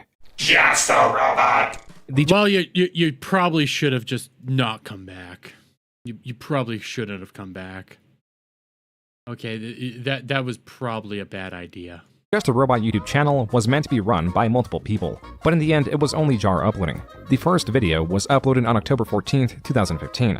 7 months later, on May 2016, the channel had hit 1,000 subscribers. As for the videos on the channel, in all of them Jar uses a voice changer. A motivation for this was to hide his identity, a decision born from the fear that he would be discovered as CEO author. As for his content, Jar created commentary videos. Specifically, Jar would select a video and intersplice his commentary towards it rather than his audience. This is to say, his commentary was done as if speaking directly towards the author of the video. If you don't like it, you don't have to be on his channel, so it's not like Jack. I really hate it when people say, if you don't like it, just don't watch it. You do realize I can say the exact same thing to you, right? What was the whole point of that video? If you guys don't like our videos, don't watch them. I've already countered this argument. Quit repeating yourself. Jar's content would not evolve much from here. I mean, I think that is a bad argument. Just if you don't like it, don't watch. I could say the same to you. Though his videos would eventually include a custom robot avatar with different styles meant to convey different emotions, this, at its core, is what Jar's channel was and would be. And I'm pretty sure I used to watch a lot of Jar content at one point in time. I don't remember. Like, the name sounds super familiar, even prior to the drama. I can't remember for the life of me. The time being, he was covering two popular trends: reaction channels and feminists. This placed him in the skeptic community, but this did not remain the case for long, as Jar was growing tired of what he was covering. You know what? I'm tired of doing videos on reactors and social justice warriors all the time. I want to take a break. Maybe I'll do a commentary on something that won't make me angry. Hey, what's this? 11 Pokemon that could destroy the world? Well, that doesn't sound so bad. Jar's video would spark a chain of events that would eventually land him in a very familiar yet distant space. But a different creator known as Doodletones that had a similar sized channel that coincidentally was also a PNG YouTuber with a robot avatar and a voice modifier made a video critical of Jar's video that was critical of the Pokemon video. Today I'm bringing you guys 11 Pokemon that could destroy the world. For further... Wait. wait. The person was critical of you being critical of somebody. I'm so lost. What the fuck? Clarification, I'm talking about the actual destruction of the Earth, not humanity. And by Earth, I mean our Earth, not the Pokemon world. Well, the Pokemon world is based off our own world, but I get what you're talking about. As it turned out, Doodletones made a second response to Jar's most recent response, in which Jar made a response to that response. I just finished watching Doodletones' new... Bros, if somebody makes a response video of me ever, I'm not even going to engage with them. Unless it's funny, I'm probably not ever going to bring it up. I'll probably ignore it because it's not even worth the drama of it all. But you're doing this yourself. Your entire need to engage over and over again is what brought you to this point. Your entire need to just outright lambaste and defend yourself, dude, you're stupid. You're stupid. Don't do this. This is idiotic. ...video about me. And you know what? For the most part, I agree. This online confrontation was said to balloon in the same way Jar's drama on DeviantArt ballooned with endless layers of responses. But in this situation, Jar saw what this was becoming and stated he would not allow this back and forth to become any larger than it was. Cloud, I dare you. I dare you. If you do end up making your commentaries, I'm not going to respond to them. Mainly because if I respond to them, I think it will just make this whole thing go on longer than it has to. That video was published June 19th, 2016. Jar published his third video responding to yet another video Doodletones made on him, as well as various small commentary channels on August 24, 2016. Wait, so that was made, was that 2019 he said? Or was that prior? What? Let's begin with this video right here. Mr. Warbot, how you can stand your fans tagging the Doodletones for negative views? I mean, seriously. Wow, that was the worst jump cut I've ever seen. Learn how to edit. This video is just over an hour long and includes countless responses, often responding to one another's videos. Though Jar would eventually make yet another response to Doodletones of sorts, that did not come until a year later. In between that time, Jar stuck with mostly covering reaction channels and feminists. He even made an outro where the lyrics reflected this. My eyes have seen the glory of the cleansing of YouTube, debunking SJWs and feminazis too. We criticize reactionists in hopes they get the boot, just to roll out marches on. Bro, you should have said that this was supposed to be the Marine song. You should have always said this. The reality that I know what this song was supposed to be a parody of really makes me go like, what the fuck's wrong with you? The song Jar is singing over is the battle hymn of the Republic, or so it seemed. Jar's inspiration was later revealed to be something else. For now, this is the outro he had for a style of content that was increasingly losing popularity across YouTube. Jar's eventual popularity did not come from his coverage of reaction channels or even drama, like this response video he made in defense of Doodletones. This late 2017 uptick in views came from his most popular style of video. Definitely media reviews, hands down, not even close. While Jar's drama-oriented videos had the potential to skyrocket in views, his media reviews that mostly focused on cartoons were consistent with views. Jar even attributes this review of a Gumball episode as the reason his channel blew up, and the Social Blade graph demonstrates this as well. Though he continued to dabble with drama videos, Jar... This is the, just a robot when defending a predator goes wrong from June the King. That's the name of the video, bud. Jar's media reviews were almost guaranteed to hit over 100,000 views. Man, I wish I could get that for doing those. Jesus Christ, man. While his more drama-oriented videos within the same time period were far less consistent. Even if some could eventually outperform his reviews, there was an additional benefit to his media reviews. Why? Because being a woman is the worst. It's like playing one of your video games without the stick of happiness. Do you mean... Oh God, was that an actual episode of Gumball? Was that an actual frickin'... Oh my, I did not know that. Joystick? I can't believe they let that get past the censors. For those of you who don't get the joke, the joystick is a metaphor for penis. Wow. Many of the top comments from this video just a Jar explaining an obvious joke. This became a joke in itself. The Odd Ones Out, a channel with over 12 million subscribers at the time of the tweet, quoted this word for word. The additional benefit of Jar's reviews was that it was casting a wider net. His reviews were more innocuous and less esoteric than his drama videos. Drama videos, like the Dudotone saga, that would become more convoluted and have less audience interest as they went on. Whatever content Jar decided to favor for his channel did not matter as its momentum was lost. As mid-2018, his channel, or rather his friend's channel as it was initially a collaborative project, was hacked. A hack that Jar claims was due to his friend downloading Skyrim mods loaded with computer viruses that had his friend locked out of the email account tied to the YouTube channel. Though right before this happened, Jar had a channel he had full control over, a second channel that covered fictional characters with a larger focus placed on analyzing them and their abilities. With his original channel hacked, the second channel turned main channel assumed his traditional content, media reviews, and coverage of drama. These videos even had a unique intro that only appeared in a few videos before being retired. Debunking SJWs and feminazis too. Just a robot's the guy who will teach you stuff that Gumball is lit and T-Moss Boss is shit. Superman and Goku fanboys always give me bluff. Goku fan file beyond 3D is... What the fuck am I listening to? At least your other thing had rhymes and made sense. This is just nonsense. I don't even know what the hell I'm listening to. Apparently the new season of Gumball went full... Oh, it doesn't shock me. Anime, sexist, and no limits fallacy. Get your pop on your top, get all the candy that you bought. Here's another episode of Just a Robot. While Jar was able to capture some of the momentum he had, his channel would peak January 2019. Never again would Jar get more than 1 million views a month. A reason for this decline could be a lack of focus in genre. This tracks with what is found on Jar's channel. In 2019, Jar made videos on gang stalking, on fictional characters, on Dark Souls 2 being his favorite game, and a video covering an infamous creator. These are vastly different in subject, which possibly made it more difficult to cement an audience as there was hardly any consistent theme on his channel. This remained true for 2020. Then in 2021, Jar had gotten the hacked channel back, but continued to use his current channel as a main one. It was here that he covered the developing drama around the R community. Jar's relationship with this community mirrors his relationship with the demon. I have heard some of the drama within the art CC, as he called it. Bro, you brought it on yourself again. In our community back in 2015, meaning there were many alliances broken and built at a whim, dramas that were seemingly endless, and as they went on, became more and more convoluted. Yeah, I would describe it, every other YouTube community as a city. This is a small town. Everybody knows everyone. Everyone's always up in everyone else's business. This community to Jar had the same... Makes sense. I mean, I disagree. I think every little community has somewhat of like small town vibes, because depending on which community you're a part of, everybody knows everybody. I mean, even look at the communities we're a part of. Everybody knows everybody. Everybody is aware of everybody. Everybody communicates with everybody. It's pretty hard to get away from any of that.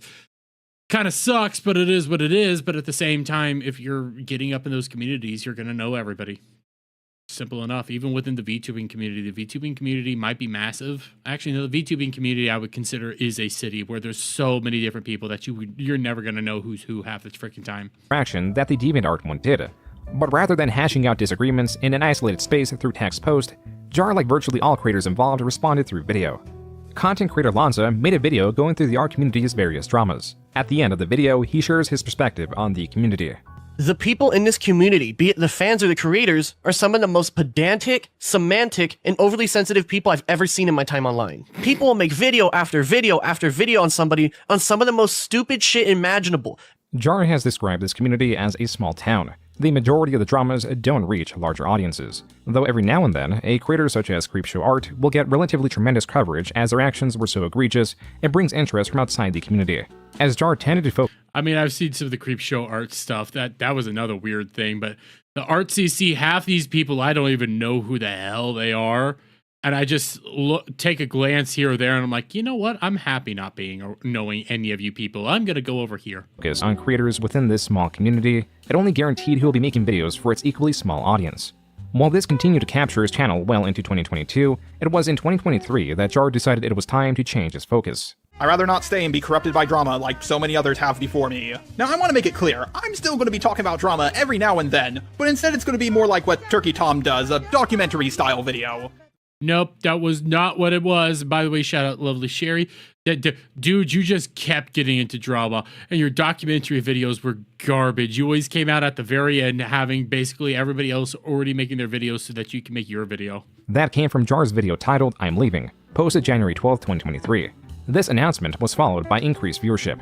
Jar had again begun making media reviews a larger part of his channel, this time focusing on Disney and his franchises. However, in 2024, his viewership once again fell steeply as Jar's channel again lost focus. On his formerly hacked channel, Jar started making a spree of response videos.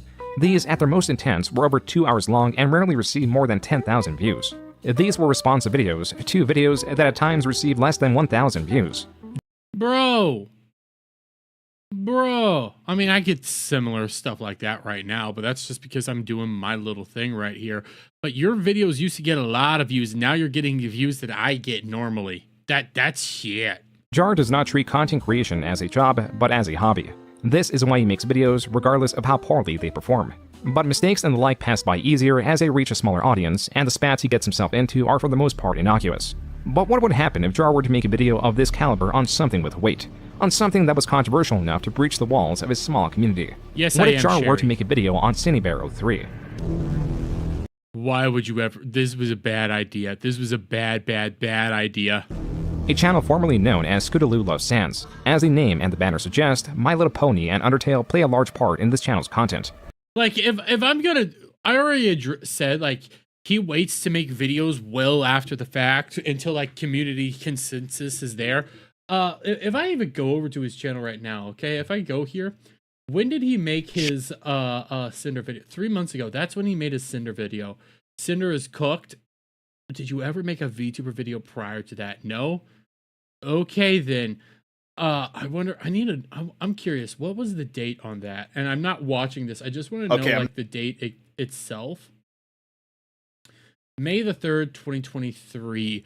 When did that all start going down? I'm looking at my studio real quick just to get dates on when this was all, because I don't, was that 3rd when that, no, that was, let me dig in here for a second, guys, just so I can get dates on, Jesus Christ, May 19th, May 17th, May 4th, that was in April. The Cinder stuff started going down in April. April 27th. So, because that was, god damn, it still feels like that was so long ago. April 27th, May the 3rd. Oh, you had a decent amount of time. But again, that would be like well after everybody else already made the videos. Community consensus was already around. You would have already been able to figure out what was what by that point. So you still follow through with that entire thing, because that was something that was actually being like alleged to act like. Friends of Jars were coming out and saying you only wait to make a video until after community consensus is around. That's the only time you do it. Since that video also has such a bad like to dislike ratio, I might have to watch that one. At 22 million views, this is the channel's most viewed video.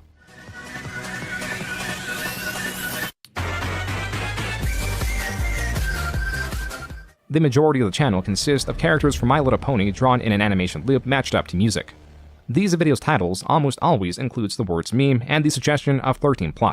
Scootaloo Loves Sans, or CineBear, published her most popular videos between 2017 and 2018 when she was around 14 years old. But what about the rest of her videos? While they are virtually all about characters dancing, some of them have grotesque themes. This is one she made in celebration for reaching 300 subscribers. I'm curious what was in that now. I'm very curious. By the way, Sherry, I am jealous of you. I want to go to Florida. Contains various renditions of a My Little Pony character being stripped of their lungs, eyes, arms, hands, the works. This is not a standalone video. This one is titled, Hey Juicy, Meme, plus 13, Trigger Warning, Kidnapping/Abuse. Just the robot thought to defend this person after they were outed as a predator. What the literal hell? You know, there's some areas on YouTube that I just look at it and go like, you know, I'm happy I don't see this stuff. I'm really happy I don't. I kind of like being where I am, because this is some deranged stuff that I'm seeing here. Yeah, it might be cool that you do art like this, but you have problems. You have problems. Then there's this one titled Caramel Dancin' 13+ Vet/Suicide Warning. While most videos are of anthropomorphic ponies, there are a few that place her human avatar as the focus of the video. This is one of her having a nightmare, in where the description reads, quote, just event/stress reliever/edgy flip-a-clip movie, IDK. I don't know what you guys want from me, but I'm sure it wasn't this. I'm sorry. Unquote. Cindy Bear is a masochist. She derives sexual pleasure from her own pain. But not just the pain, but the graphic nature of where the torture could lead. She has drawn herself split in half. The GIF on screen is a cleaner variant of the detailed one that cannot be shown. Her entries allude, perhaps. Hey, boss, this weird. Can I touch your? Okay. Oh, Sherry, I also need a break from everyone, to be fair. But what the fuck? And this was something you thought you needed to defend. This is something that you thought you needed to defend. This is something that you thought you needed to defend. Outright state the trauma she experienced as a child. Cindy's art, as well as relationship drama, has been the subject of controversy in the past. But in September of 2024, a Google Doc on Cindy began to gain traction. It spans 111 pages. It is largely inflated due to the screenshots involved. It begins by breaking down the two avenues Cindy would use to engage in sexual conversations with minors. One was her Discord server, and the second was Sock Gang, a Discord chat that the author of the doc participated in. Quote, I met Cindy around 2020 to 2021 due to me joining a friend group she happened to be part of. Me, Cindy, and a few others who were part of that friend group made a group chat together called Sock Gang to talk back and forth with one another. Unquote. The following pages contain Discord screenshots. Oh, I never read this. I only heard about how, like, this document, 103 fucking pages long. Bros, I read through the Radia doc. I had to tap out from the Adora doc. By the way, hello there, Isaiah. We're reacting to a video on Just a Robot. I only heard about this. I'm so happy I wasn't reading docs at that point in time because I would have tapped out. 103 fucking pages. People need to learn how to make Google Docs. Okay? People need to learn how to make decent, concise Google Docs. Enough of these over-bloated 103-page Google Docs. Enough of these 90-some page Google Docs. I don't care. I don't care if it's filled with receipts and evidence and everything like that. Bros, get straight to the point. And I need to throw this at Kirsha. Darling, I love you. You're my Kamaoshi, okay? I love you. 113-page Google Docs, seriously? Cindy engaging in sexual conversations. The names are censored, and the age is placed alongside these censored names. Cindy, in the first screenshot, is 18, talking about being horny in a church to two 15-year-olds. As seen on page 5, she would post her gore fetish art to the group. As for Cindy's Discord server, a server largely built from the reputation of her channel that advertised her videos as 13+, also had rules that users had to be 13 years or older. The author of the doc states, quote, these rules have not been changed or altered since 2021. I was actually the one who wrote these rules for the server when it first was created because I was a moderator. Unquote. On page 10 and 11 are screenshots of a moderator reinforcing the rules to not discuss sexual topics and a screenshot that shows rule number 4 of the server. Quote, no NSFW topics, art, or nude images under any circumstances. Unquote. Page 12 then contains a screenshot of Cindy posting her naked avatar with a sign that says lewd. The text next to her avatar reads, quote, I just glitched out there. I don't know that it actually captured over on everything else. I'm just like, what? Jar thought to defend this. And Cloud, and Oshi is somebody you really like. That's one of your VTubers that you love the most, but your Kama Oshi is your number one. That's your number one, and Kirsch is still my number one. Can loot Cindy, I don't mind. Unquote. The author of the doc makes it clear that Cindy was both breaking her own rules and was 19 at the time she posted this in her server. She also posted the same gore art in the server that she posted on Sock Gang. The pages that follow depict many instances of Cindy encouraging sexual comments in her server with minors that have stated they are as such. Page 43 of the doc marks the beginning of several images of Cindy's fan comic of two original characters, Boy and Nightmare Sans. These are not of her creation, and the author of the doc goes into the turmoil between Cindy's sexualizing of these characters and the person who designed the characters being displeased with it. Starting page 91, the doc goes in depth in discussing Cindy's online sexual exchanges with an individual the author names O, who was around 2 years younger than Cindy, and they began texting frequently when Cindy was 19 and O was 17. On page 108 is the conclusion of this.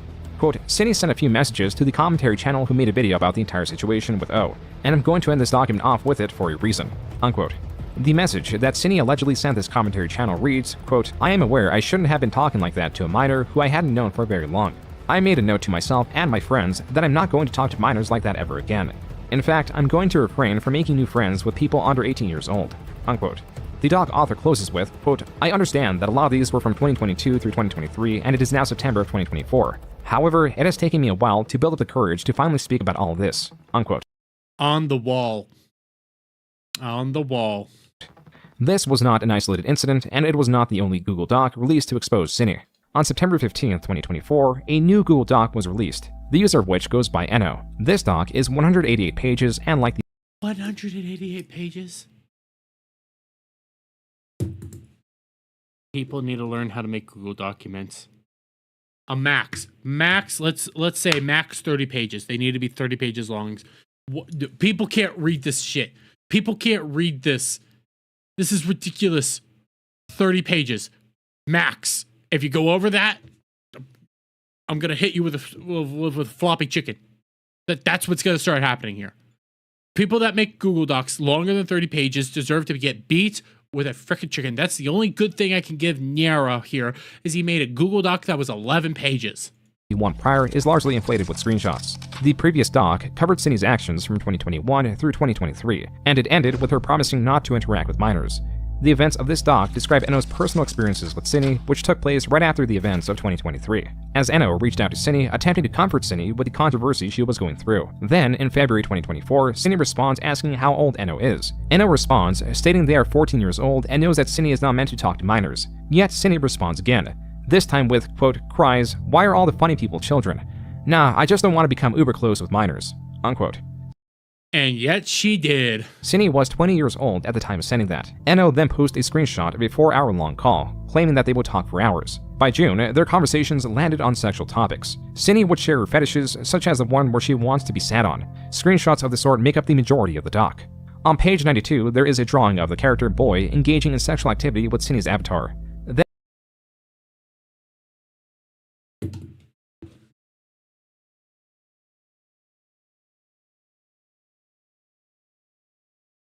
You know, I heard of some of the stuff within that doc and some of the evidence that was there.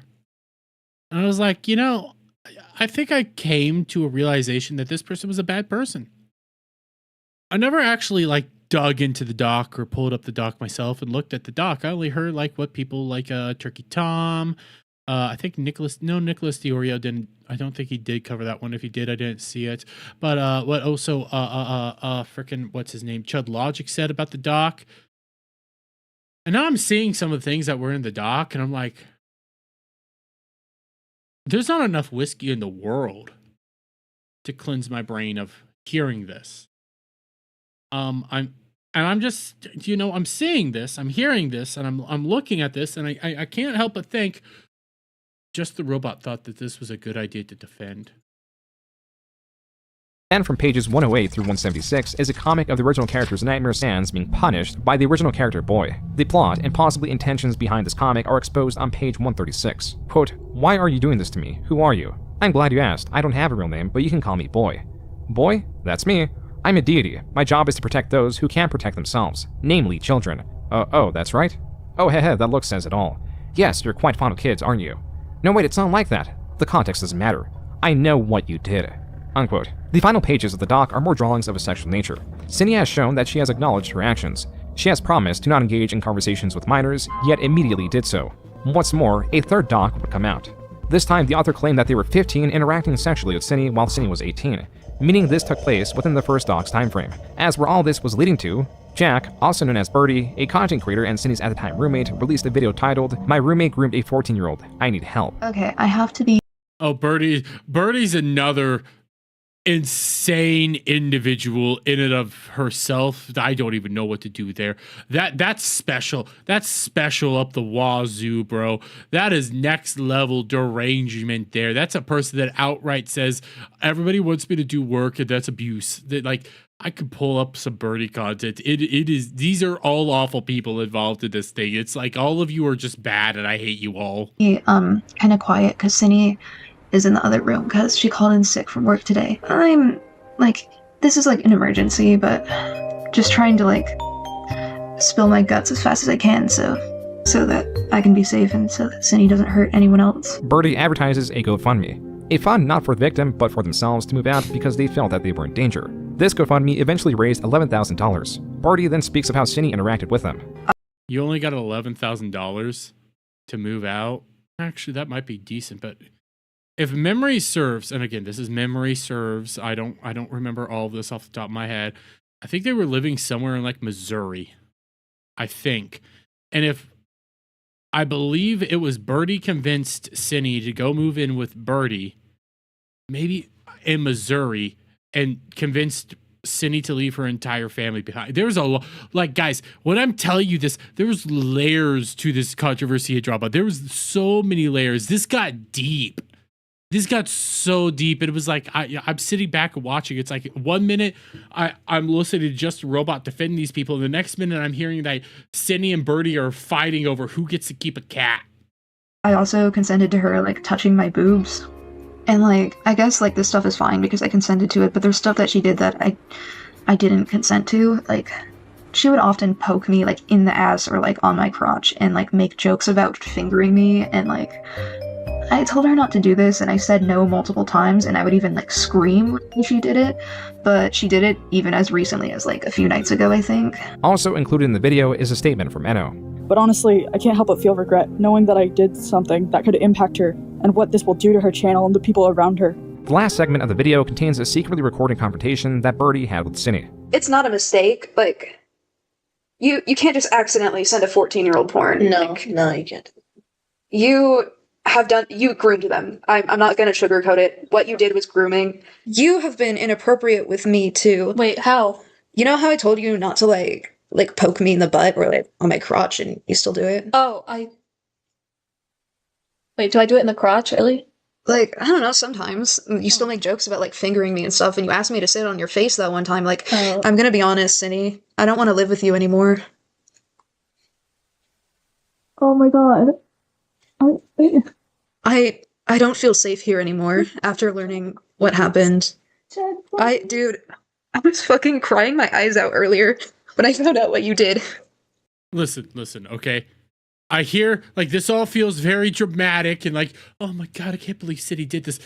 Jack's no saint in any of this. Like, all this stuff, all these people were awful. I ain't gonna sit here and be like, oh my god, I can't believe City did this. No, you are all awful. I hate everybody in this thing. You're all vile individuals. I can't believe that any of this, like, all these people were god-awful and some of the worst individuals on the face of the earth. You sit over there, eat your popcorn, and just watch the fire of awful people being awful to each other. That's all you should do on this one. Don't take a side here. Just sit back, crack open a beer, pour yourself some scotch, do whatever, eat some popcorn, and watch this shit just burn. That's the correct answer in all of this. Jack, please. It broke my heart, Cindy, that you would do that. Birdie's video does not end there, but with an animation they were working on just did not have the work go to waste. An animation where Birdie and Cindy's avatar are pole dancing. Then, Cindy Bear's video was shortly uploaded after Birdie's, in where she admits to grooming. I'm sorry to everyone I've ever made uncomfortable with my sexual content. I'm sorry to the victim I groomed. About 2 weeks later, Cindy stated that she wanted to kill Birdie and then uploaded another video. Now, she was stating that she was not a groomer and that she made that video under duress. She also states she heard Birdie recording their exposed video and details what happened after, which is that her and Birdie went to Panera, and while waiting for food, Cindy broke down in tears as she knew Birdie was soon moving out. He got a Red Bull, I got food too, but my stomach was in knots and I couldn't eat anything. We watched Rick and Morty while we ate, and I remember asking if we could try finishing Rick and Morty before he left, and he said that sounded like a good idea. I laid in bed with him, and he showed me funny videos, but I just kept crying. With Birdie moving out, one of the cats they had went with him. Mind you, Birdie is trans, that's why they're saying him. Cindy was not pleased with this, which turned into a debacle of attempting to get what she believed to be her cat back. Only that Birdie had left the cat in the care of someone else. Cindy later recorded and uploaded her unsuccessful attempt to get the cat back. Hello. I'm here for my cat. No. What do you mean no? Cynthia, you're not allowed here. What do you mean? Cynthia, go home. Your father let me inside. Yeah. Where's my cat? This recording ends with Cindy getting kicked out. Okay, until 911 then. Go. Go. Fuck you. Fuck you. God. Go. Just go. Just go. Fuck you. And thank you. You have until the 25th. Cindy was not very pleased with Birdie, and she was not the only one. Birdie was also receiving flack for the lengthy history of acting erratically online. This is a screenshot of a message Birdie sent to a 13-year-old while Birdie was 16. Quote, "I think you're pretty mature for your age. That's one of the reasons I've considered you as a viable option for a partner." Unquote. Birdie does not regard this as grooming and even blames the 13-year-old forcing the relationship upon them. These are all vile people. Nobody here is a good person. Everybody here is a monster. There is no defending anybody here. Mind you, what you just heard about Birdie saying the 13-year-old was throwing this on to me, that's not the first time Birdie has said something similar to that. I'm not even joking. Birdie, last I knew, doesn't even have a GED because she doesn't want to actually do the work to do math. And she finds it to be abusive. Like, there's derangement on next levels here. I find it so beautiful to watch the fires burn all around them. Exactly 5 days after said breakup, I was asked out by my former friend Draggy, who was 13. I was 16, and it was my responsibility as the older person to turn them down.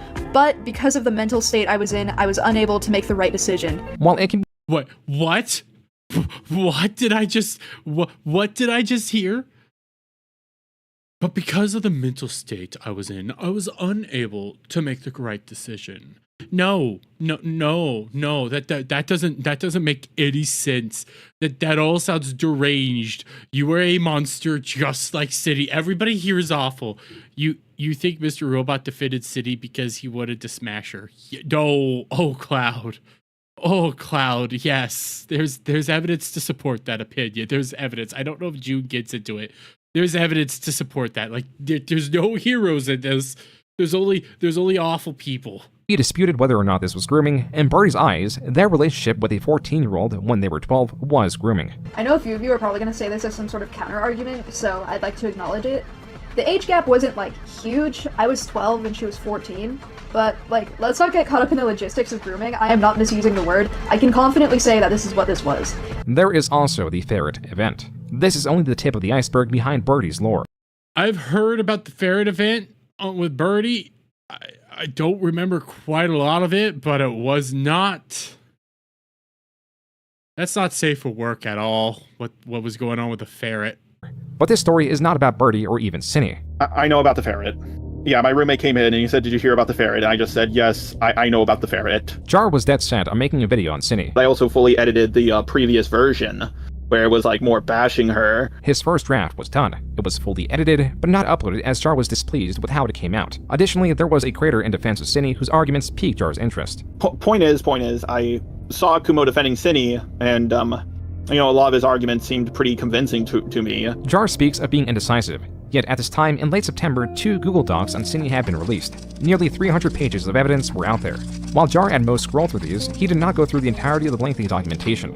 Rather, he reached out to Cinny and was crafting a video that appeared to be in her favor. There are many possible explanations as to why Jar would handle a live grenade, some of which can be explained by his time online, because his confidence comes from the DeviantArt days to his experiences with the art community, and the arrogance that came with surviving through it. I've won almost every single drama I've been in, even when I was on the losing side. This is from the video Jar made on Cinny. He brings forward the belief that he wins the conflicts he's involved in, though does not consider those to not hold much weight.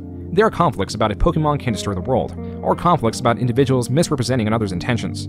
They are often esoteric, small, and innocuous. Carefully considered and crafted arguments hardly matter in this context. But when dealing with something as serious and prevalent as an accused predator, it calls for a far more serious approach. This is something Jar failed to do, and not just in terms of research as would be revealed. If this is the case, if I did have sexual interest with Cinny, actually no, that doesn't work because it didn't last long enough. Before the Discord messages, I 100% think he had sexual interest in City. I 100% will die on that hill. I'm not even gonna lie, I think he did. Between Jar and Cinny were leaked. Jar's entire, fully edited video in defense of Cinny was leaked online on October 12, 2024 by a creator known as Kumo. This was leaked to Kumo by someone known as Goblin, and Goblin got that video from the source. This was the first time I ever asked Goblin to look over something for me. This was actually the first time I ever interacted with her. I didn't think she would send it to Kumo after I explicitly told her, don't show it to anyone. Jar, as he claims, uploaded an earlier version to match the leak in a panic. With Jar's video uploaded, the world will never know what his refined video on Cinny could have been, as this rough draft took its place. A rough draft that was immediately poorly received. It is important to note that Jar, even with this draft of the video, did not go through the entirety of the Google Docs on Cinny, yet was making statements throughout the video insinuating that he did. There was something about the Cine Bear situation that didn't feel right. I'll give you two options. You can take the blue pill and just believe the mainstream opinion about Cine, or you can take the red pill, and I can show you just how deep this rabbit hole goes. Unfortunately, the doc is so long that most people didn't look at it in its entirety, and if they did, they didn't look at it very carefully. But Jar, the document had all the proof. I mean, look how many pages it had. All that evidence must prove that Cine's a groomer, right? Well, actually no. There's not one shred of evidence that Cine groomed anyone. You didn't even read the document, and you put this in your rough draft. Bro, you didn't even read the document. This is your rough draft. Again, it should have seen the light of day, but why the hell are you even recording this if you haven't even read it yet? Just testimony. While these insinuate that Jar went through the entirety of the docs, later in the video he outright states he did, which is a lie. After going through both of these massive documents in their entirety, I realized that they're just full of nothing. Oh no, Sunny drew a picture of her character in a sexy outfit. Oh no, Sunny said I like big butts, I cannot let you a minor. To clarify, did you read that whole doc? Like, did you read, or I know that you didn't read the whole doc, but did you get to the end of that doc? What happened? No. Okay. What happened at the end? There are other elements. I read through the whole doc. Did you read through it all? No. Wonder why this blew up in your face. In this video that are perplexing, such as Jar discussing creator Power Cynical's accusations and trying to draw parallels as to why Cine should be forgiven. And then there are also edits of Jar and Cine in the setting of the casting couch. Do you mind if I begin? Am I being recorded? Actually, sure, I'll ask that. Would you be okay if I record you? I guess it should be fine. Okay. There's also Jar calling it a red flag that Cine admitted to what she did. The first big red flag to me was how quickly Cine admitted to grooming. When it comes to groomers, they never do that. Even worse is the framing of these two events. But the thing is, as far as I'm aware, Cine wasn't hitting on this 17-year-old. She was just cooming with them. Now I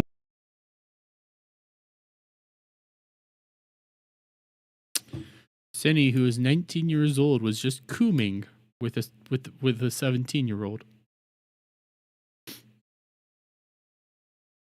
Bro is in denial. Cloud, bro is idiot.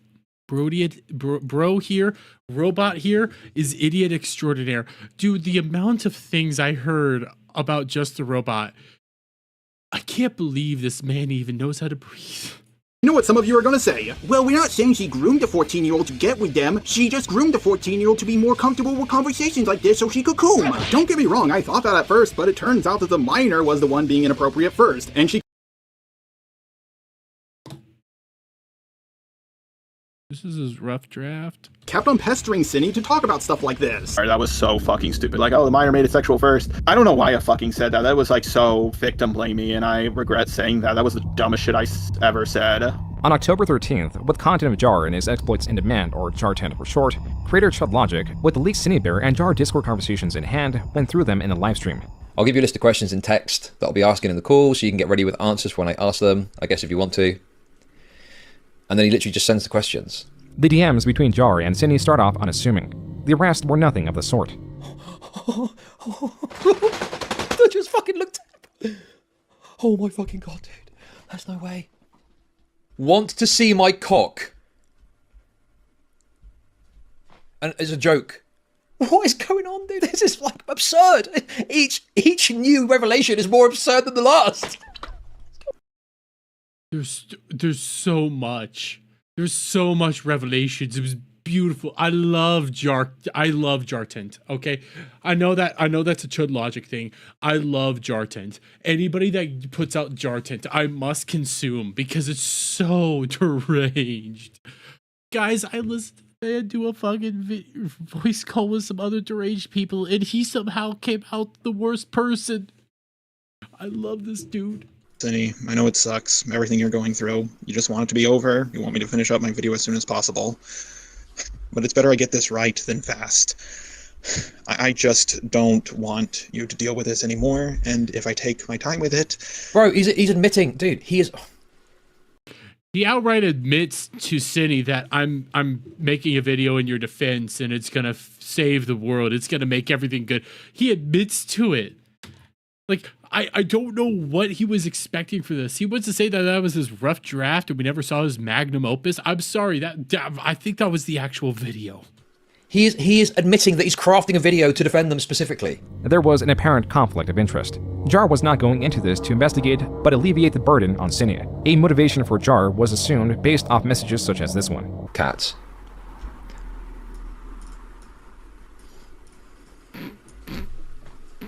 To add to the absurd... Bro was down bad. Yes, he was, Cloud. Yes, he was. Bro wanted to pa.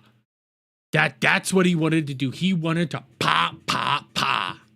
Were Star Wars quotes and sleepy time calls. Thank you for trying to help me. I do or do not. There is no try. Oh, it's for... Oh, I forgot about the sleepy time calls. The moment I hope they go into this. Sleepy time calls, according to Just the Robot, were calls that he has with people to help him fall asleep. It would be his best friends that he would call. He would sit on Discord calls with them till he fell asleep. Or it would be his roommates. He would call his roommate till he fell asleep. I'm gonna be a gooner, but I never defend Cloud, yes. It's from Star Wars Episode 5 of the OG trilogy. Let's find out. I just need someone to chat with as I drift off to sleep. You can say no. As shown below, this call did happen and lasted 28 minutes. It is arguable that Jar did not act entirely professional with Cindy. What's up, I'm at work right now. Alright, mamacita, I'll hit you up when I get home. Chud Logic was able to get Jar to speak to him live. Initially, they discussed the video and why Jar's semantics throughout it appeared as a defense of Cindy. You're also trying to fucking lawyer about the meaning of the word grooming, and I'm saying it's irrelevant. It doesn't matter whether or not it's grooming. This behavior is so egregious that all you do when you talk about and argue about whether or not it's grooming is you give the implication that you're defending this person, even if you're claiming that you're not. I 100% get that. I really should have looked through my video more. About halfway through the one-on-one confrontation, Chud questions Jar about his motivations with Cindy. Maybe I do have sexual interest in Cindy. I mean, I'm a straight guy, come on. So I'm going to walk back on that, but I have a girlfriend. I'm not, what part of the logs would you like to go over with me? I have a girlfriend, but maybe I did have sexual interest. I'm a straight man. Bro, you wanted to pa. You wanted her to bounce on it crazy style, Dio. That's what you wanted. You wanted that casting couch. I can't believe there's no way Cloud, your ex, would have you do sleepy time calls. No, I'm never doing a sleepy time call. And you say, I presume it's some sort of joke, want to see my cock. In fact, I tell you what. And then you send a picture of a chicken, of a rooster, of some sort. That's my humor. Okay. Do you think it's appropriate to joke about sending a picture of your penis to someone who you're interviewing who's accused of grooming an individual? No, it is not appropriate. If I was doing that to maybe Cloud, who's a friend, if I was doing it to somebody else who's a friend, maybe that'd be funny, okay? You know, you want to see my dick pic and I should send a picture of Dick Grayson. Stuff like that. Never to somebody who I'm interviewing or asking a legitimate question to. You never do that. That's deranged. That doesn't make any sense. We can have a discussion about, hey, maybe being nice, cordial, or friendly, but there is a boundary. Once the video's done, maybe you could do it later, but until then, nah. Absolutely not. So why did you do it? It's just my humor. The conversation eventually leads to the sleepy time call. I like to chat to people on my phone as I fall asleep. It's not a romantic thing at all. Jar goes on to claim that he has sleepy time calls with anyone, including his roommates, as they help him fall asleep. The story, more and more so, is becoming less about Cindy, less about Jar's video on Cindy, and then more just about Jar in general because it was now being revealed that interactions like these were common with Jar. Yo, you're all good. You can finish it up tomorrow, in fact. Yeah. What a cute little pussy.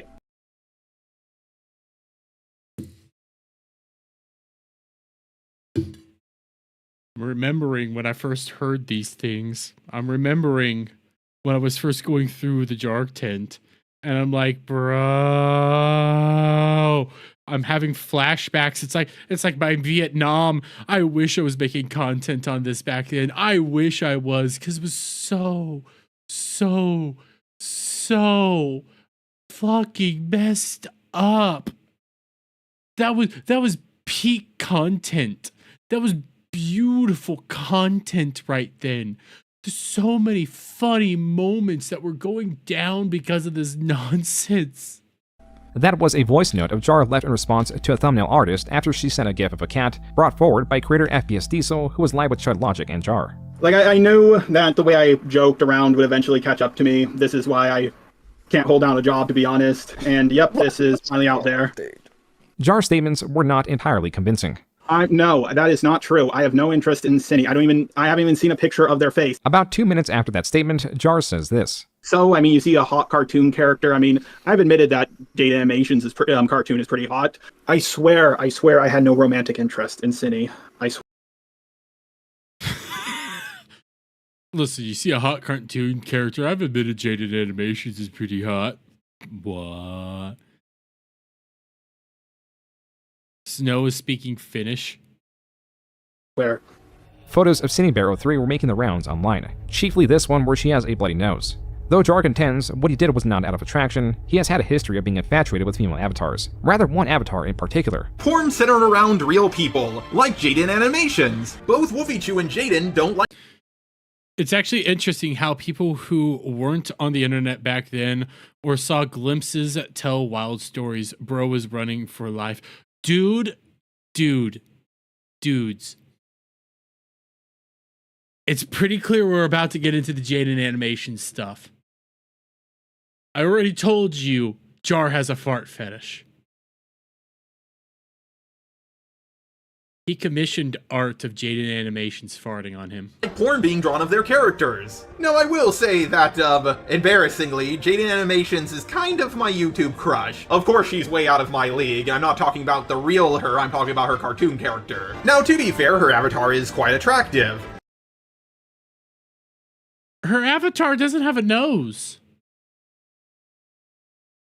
And no real features outside of pink shirt, long hair, earrings. Like, you what? Her avatar is quite attractive. What? Okay. And so is Wolfie Chews. But should we really...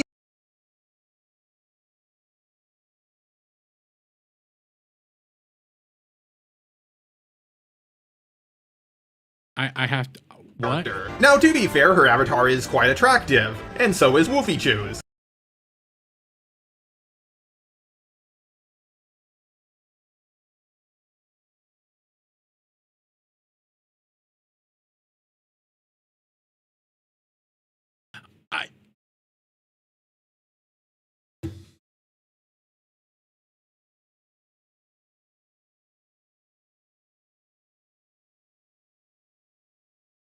You know,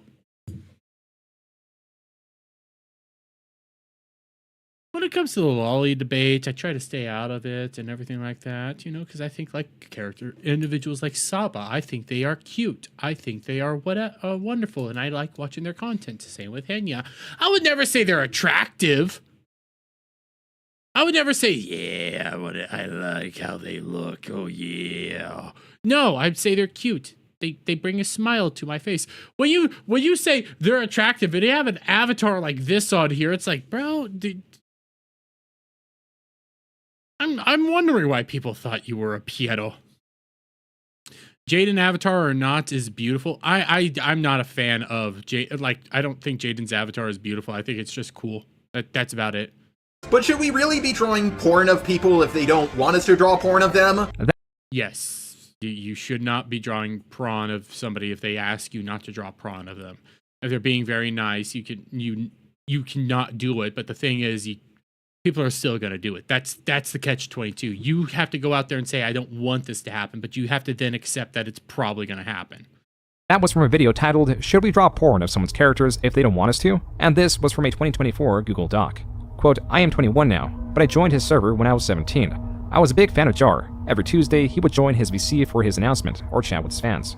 I joined the VC and wanted to ask him for an art role since I greatly enjoy drawing and modeling. He then makes a joke in a public voice call, drawing his OC violating stuff to Jaden Animations. The people in the call started freaking out before he asked my age. I said I was 17. He then tried to backtrack and ask for a drawing of Jaden lifting her shirt in a sexy pose. This means he continued requesting me to draw this for him and to give me the art role. He sent me a link in my DMs to a Google search. Jaden Animation Porn. I thought this was okay and drew it for him the next day. Unquote. This took place in 2021. The author of the doc also shared a video recording of the Discord messages with Jar. In here, Jar states, quote, "Thanks so much, OMG, you made porn of Jaden for me." Unquote. The doc author responds,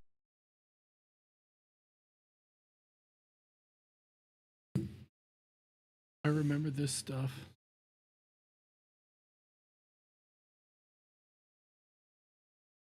I remember this stuff. Yeah, we're getting there, guys. We're probably gonna hit the fart fetish. quote, "Yeah, I was 17 at the time and wanted to get that robot art role." Unquote. Jar did not respond directly to that message. I didn't know how to respond to that because, well, I didn't have any interest in this person. I thought not checking someone's age before having them draw, even something that could be put into a thumbnail, could be seen as questionable.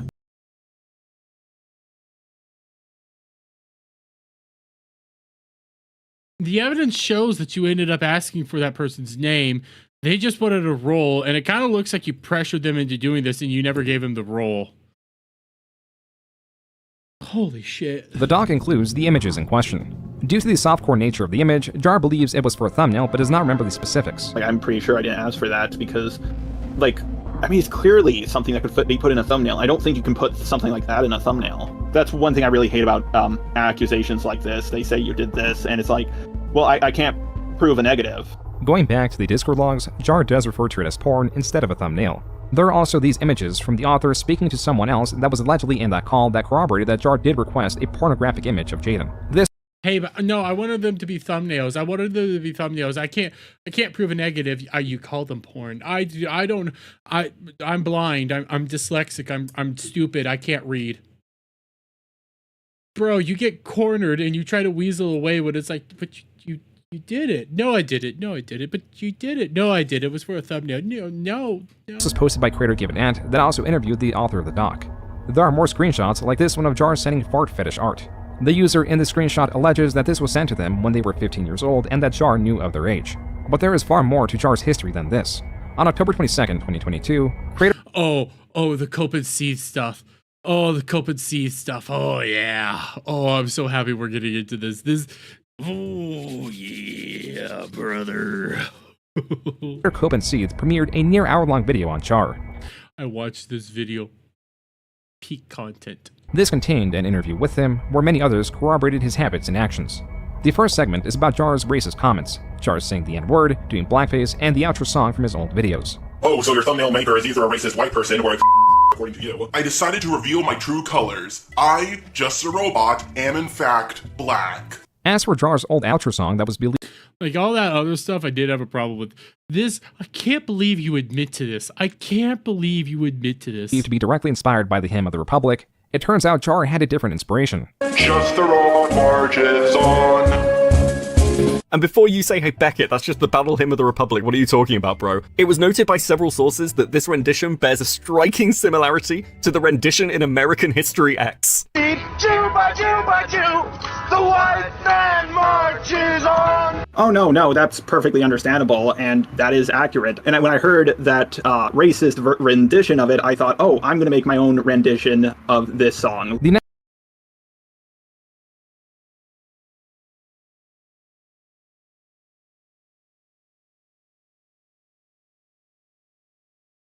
You know, Jar lies about some pretty obvious lies.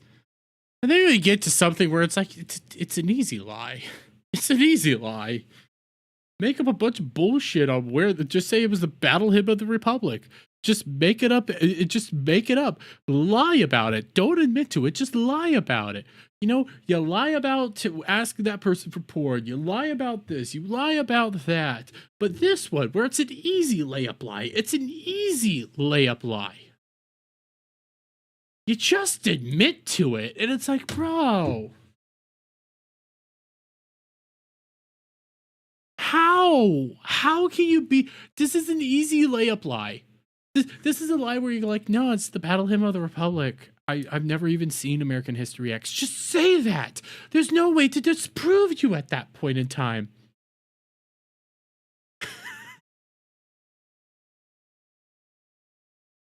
Just say it. The next section of the video is titled Sax Pest. While it does not include the Jaden accusations, as that was only being explored during this period, it does bring light to a lesser spoken event and paints a picture of how often Jar makes these sorts of comments. Jar asking about women's pussies is nothing new. He did it all the time when we would BC, like, oh god, back when Peaches was still around. He used to ask us all sorts of inappropriate shit, and people kind of just rolled their eyes, and it was like, it's just Jar, he's too stupid to be a problem, so like, just roll with the punches. While there already is a fair number of documented events of this sort of thing happening with Jar, there are few events of people interacting with him in person. That's where VidCon 2023 comes in. To preface this, creator Spotter was in hot water for their own controversy. Creators like Jar were covering this. However, Jar's original thumbnail implied the events were far worse than they seemed. I was just looking to get a cupcake is a reference to the exposed pedophile creator EDP445 saying this. Well, I was actually coming out here to pick up a cupcake. With Jar implying Spotter's crimes were as grievous as EDP's through the thumbnail, creators in this community messaged Jar displeased about it. The fallout from this thumbnail was actually pretty significant, and it's become its own little bit of Jar lore within the art commentary community. It actually even ended his friendship with another creator who goes by Harley. But personally, I think the far more interesting story is the fallout that occurred during VidCon. Jar begins by making it clear his intentions are to talk about the current drama. Oh, this is beautiful. I'm retarded, but not this retarded. It's this Cloud. Oh, Cloud. This is some of the best. This whole thing here, the whole Mally malware and all that. This was. I don't know if June the King's gonna get the VC in which Jar's roommate shows up. I might have to do that in another thing on this, just because you guys need it. I might put that in here after I get done with the recording. You need to know how deranged this stuff was getting. He is not very receptive to that. However, when she refuses a VC, Jar makes the very sensible move of suggesting they meet up for drinks and then possibly going to his hotel room. Jar's messages to creator Mally Malware read, quote, "We could talk in person at VidCon, just me and you over drinks. Maybe you could come to my hotel room with my lol JK," unquote. Mally responds, quote, "No way. I'm not going to spend VidCon time on that sort of thing. I want to focus on holiday stuff," unquote. Prior to these messages earlier that month were messages of Jar stating, quote, "Nice. Can't wait for you to see how buff I am," unquote, which he got no response to. Jar's pleas for meeting up become even more desperate, at one point saying he wouldn't threaten or berate her for not getting in a VC with him. Mally and others corroborate that they felt uncomfortable with Jar and tried to enjoy the event while still being on the lookout for him. One of these creators was Ponder Sprocket, who had an interaction with Jar. Ponder would be approached by this is beautiful. This is beautiful. Jar, who she did not recognize. They'd have a quick conversation, during which he'd mention he was also a YouTuber. When she asked, "Oh, what's your channel?" he responded, "Just a robot," gripped her hand tightly, and then laughed manically while walking away. Side note, it has been corrected by a different creator that Jar did not laugh maniacally. But one thing is for certain. I don't believe you. I do not believe you. Upon hearing the name Just a Robot, Ponder exclaimed, "Oh God," and tried to pull away. The kicker is he did it again this year. But another 3. Another 2 of our friends, yeah. There are many instances where Jar mishandles social situations outside of the ones that involve sexual comments. A reason for this could be his autism. No, I want to make this clear. I'm not using this as an excuse, but just as an explanation. I'm not saying this completely means what I'm doing is okay. But not only do I have autism and dyslexia, so the communication between people, especially through text, is horrible. But on top of that, I was pretty much homeschooled all my life, so I didn't really get to interact with people. Jar goes on to describe how he's lost jobs because of this sort of thing, and that he eventually would stop interacting with coworkers altogether. The final sections of the video covers the somewhat dichotomous nature of Jar, an overly confident drama tuber that wins all of his conflicts against the reality of everything shown in the video. The reason that Just a Robot has been involved in so many fucking dramas is because as a drama is nearing its end, what Jar will do is jump in waving his banner saying, "Don't worry guys, Just a Robot's here," when the battle is already won. And the only way Jar has been able to continue this grift is by parroting the takes that have already won the day. Which is exactly what happened in the Cinebear drama, by the way. Just a Robot saw Chud Logic covering it and laughing at Birdie and assumed that meant public opinion was turning. And then he just simply stole Kumu's opinions. Unfortunately, I agree, bro. Being autistic is no excuse on any of this. But this is, dude, what he's saying right here. Okay, you know, like, hey, once the battle's won, I'm gonna wave the flag and join them and everything like that. I saw that Cinder video. I might have to review that Cinder video from Jar. Okay, I know it's a 3-month-old video. I might have to review it.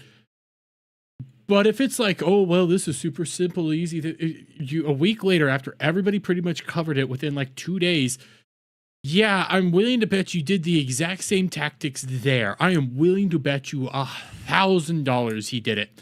That's bullish. Dermy is autistic and dyslexic, and he sure as shit isn't a pedo. No. He's talking about being dyslexic and autistic in another way. Yeah, I'm no pedo. Okay, I'm no pedo. Pedos belong on a wall. Fortunately for him, Kumo's opinions on the topic were fucking retarded. Copency ties Jar's overconfidence and the shield he's had to the various egregious, easily disprovable false allegations made on him over the course of his time online. Jar's history includes some of the most insane false allegations I have ever seen, including in one instance a grooming accusation against a niece who does not exist. What were the Fluffy Turbo allegations? Fluffy Turbo and Chaos 55T came out of hiding to make up false allegations about Jar grooming and sexually abusing his That's why I'm a Pedro, not a Piero. niece, who doesn't exist. As has been shown throughout this video, Jar always gravitates to drama content, partly because he enjoys it and thought he was good at it. I guess I convinced myself I was good at it because I was like, I made it that far in drama content. Maybe it is my calling. And, I'm not gonna lie. Drama content can be kind of fun. Another aspect is Jar's venture. Oh, I'll fully admit it. Drama content is fun. Drama content is amazingly fun. But you're not. You know what? Jar is great at drama content. He 100% gets everybody else more engagement than himself. Nature. This is where Copency plays a clip from a different interview. Deep down, Jar is deeply, deeply vengeful. Every time I go to bed and I'm about to fall asleep, I just feel angry about sometimes things that have happened 10 years ago, and sometimes I feel like revenge is the only thing that keeps me going. I asked Jar to expand on that statement. I do have a habit of holding grudges, and I want to make this clear because I didn't make it clear the first time. I don't hold grudges against like someone who just called me something mean in a comments section. That's not who I'm concerned with. I'm concerned with people who spread around like serious allegations about me or about people I know. By the end of October, Jar had...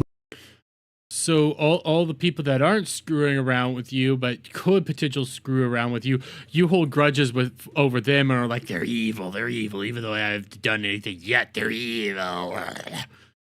Dude, you need therapy. Like, I don't know. I know, the happy grass is not a good idea to be given to autistic individuals and people like that. There's actually science and studies to support that fact.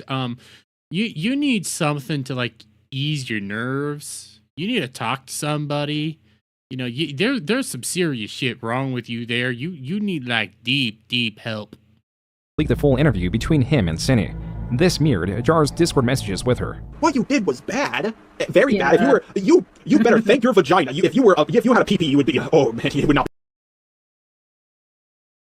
I forgot about this. It was like, wait, what was this? Oh, this was the actual call between the two of them. Oh, I can't believe that. I forgot all about this, and I'm listening to this like, you better thank your vagina.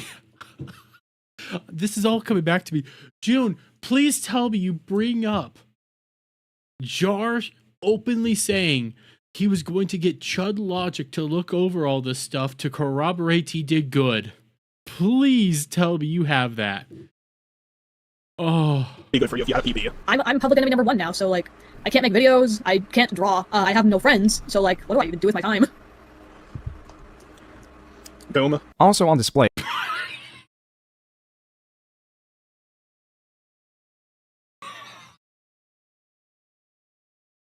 I forgot about this. I completely forgot about this whole thing. What do I do with all my free time? Goon.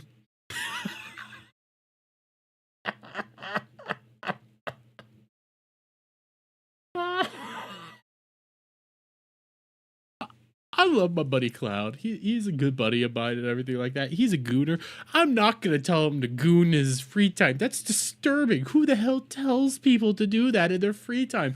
Oh, I have all this free time on my hands. What should I do? Goon. No, don't ever say that. Don't ever say that. Even as a joke. That's a bad idea. It was Jar's arrogance, calling the audience stupid, claiming he has files upon files on his opposition like Batman. And I'm guessing you didn't fully grasp what the word groomer meant, right? I think anyone who is watching my videos might be able to discern that, because if you could be so lucky, do you know how dumb these people are? So, do you know about the DC comic Tower of Babel?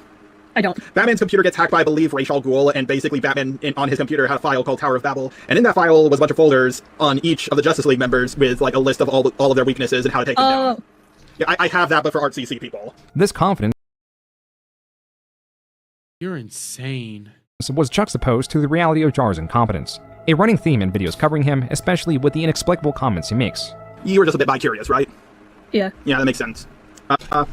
Once I kissed an Italian guy, but that's not important.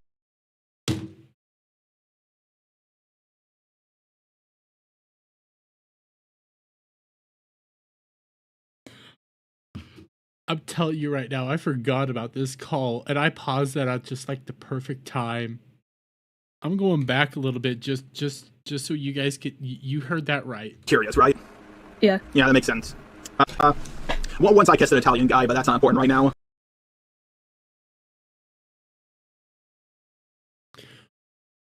Why bring it up at all? Why does he have to be Italian, bro? Once I kissed an Italian. That's very descriptive. That's a little bit too descriptive. You could just say what. You know what? You never even say that. You never admit to that. You just don't. Don't admit to it. Don't admit to it. Just leave it alone. Don't admit to it. I don't know why you bring it up. And then even then, you get very descriptive with it. You know, just the mention of that he's an Italian guy. It's like, wow, that's very, pointing out some information. Why do you have to do that part? But after this, I need to go for a little bit because I need to take a dump. Sure.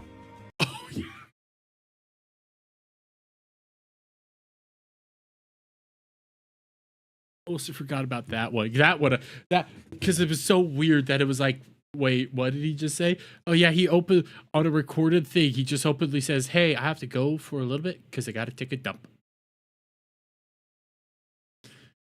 Don't know why you had to add it, but at the same time, that was a legitimate thing that you had to say. Yeah. Okay. So it might just be gas. Dude, you don't have to. It's just like everything that comes to his mind, he just has to say. I have a girlfriend. I love her to death. She was 90 pounds when I met her, and she's just so amazing. Why say that she's 90 pounds?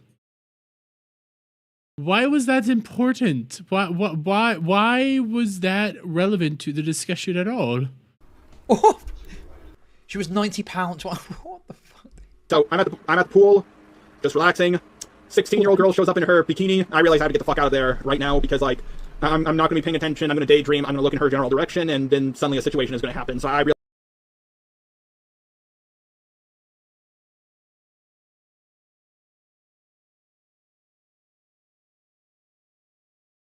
I'm starting to remember all the derangedness. It's coming back to me.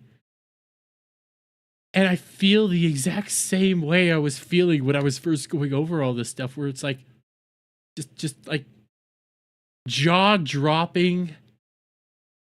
I can't believe I just heard what I heard.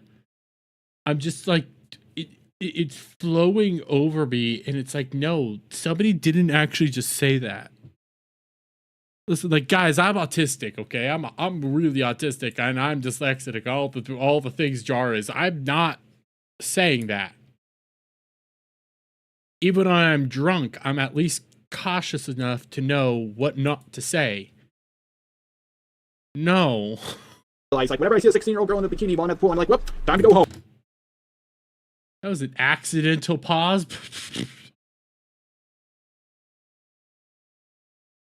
I'm laughing because I don't know what else to do.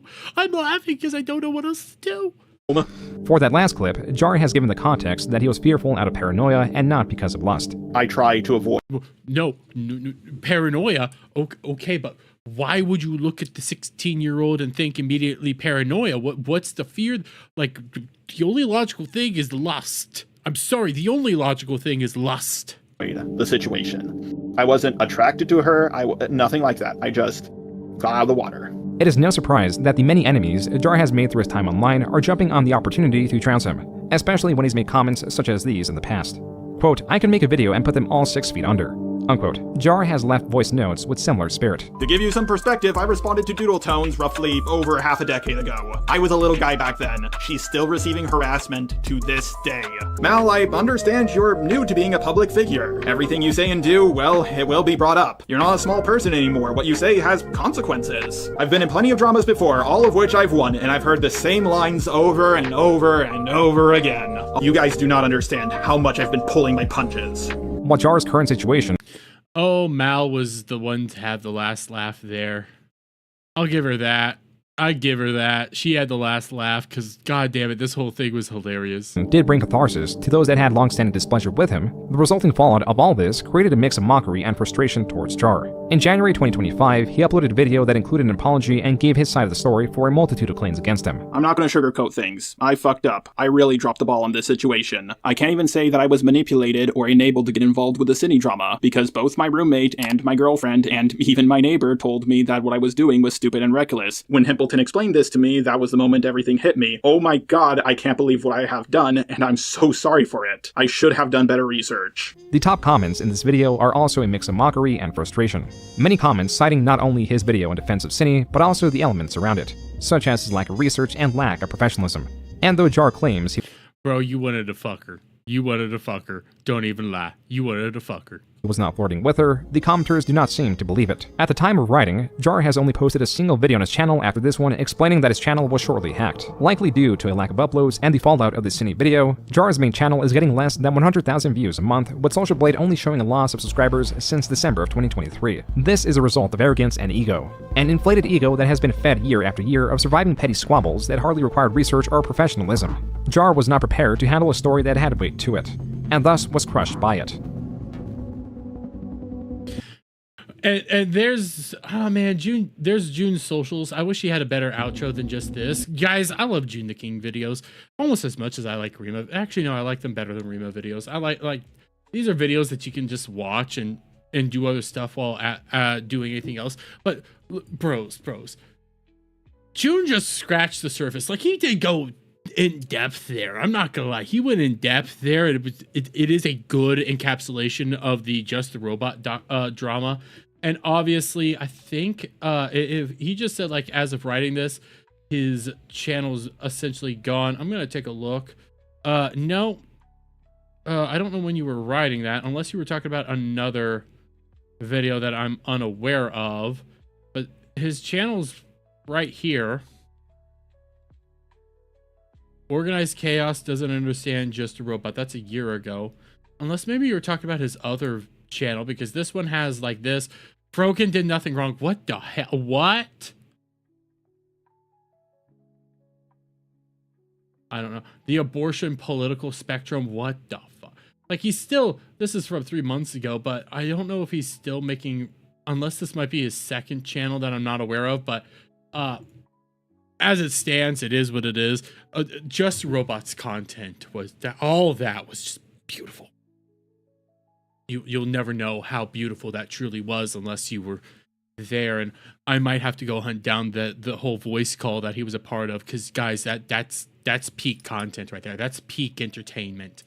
Some of the greatest laughs I've ever had there, because it's just so insane. But that's the Jude video. I might have to bring up some more of these things and do retrospectives, because it was so funny. Even if someone tortured me and castrated me, I wouldn't ever say, dude, I have to do this. I have to do this now. I'm gonna end up probably having to go over some of these Just a Robot videos. I know they're 3 minutes long, but I might have to do it just for the sake of it. But Jar and Mally. Jar and Mally called. Jar and Mally.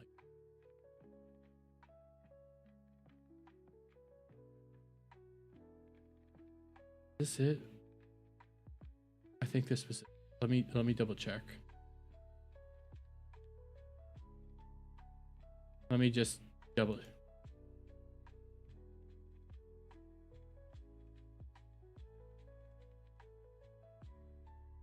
I think I have it.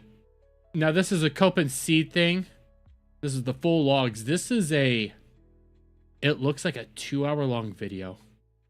This is a 2-hour long video. I think this was all what it was. There was some derangedness in this video. I might have to play this, guys, this for you. I know this is 6 months. That was 6 months ago.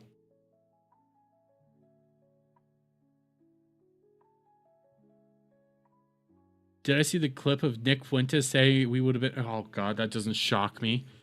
He's a fucking Fed. That doesn't shock me that he would say something like that.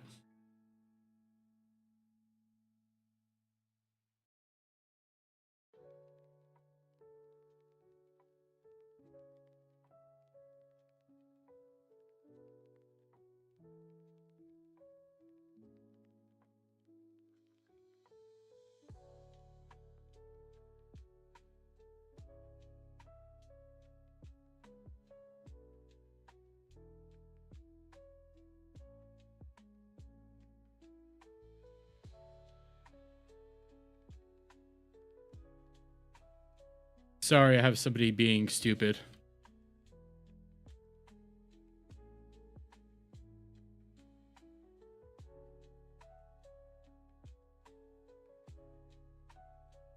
God, I really hate Opala fans real quick. I like, no joke, I hate Opala fans. Because they are some of the most deranged individuals that are willing to defend utter slop. I'm sorry, I'm done pretending like Opala fans are decent. I kind of... It's 2:11 a.m. I still have to get up for work tomorrow. How long have I been going? 2 hours and 26 minutes?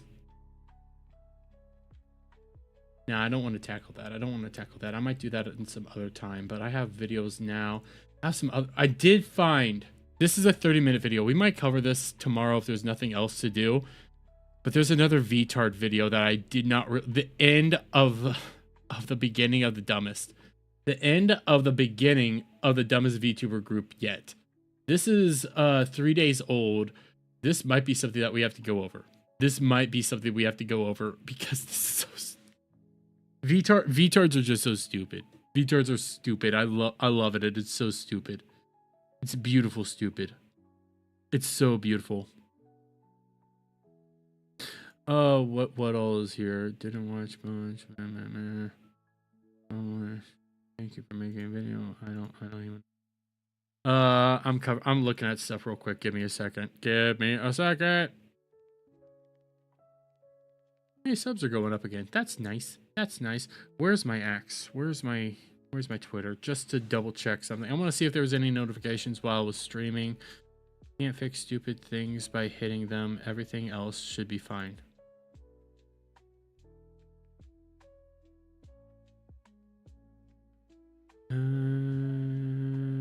Okay. DMs? What did you share? What did you share with me, Cloud? I'm scared to ever click on the DMs you share with me. I can't ever show any of that publicly. What? Why did you DM me? Why are you like this, Cloud? Why are you like this? Cloud!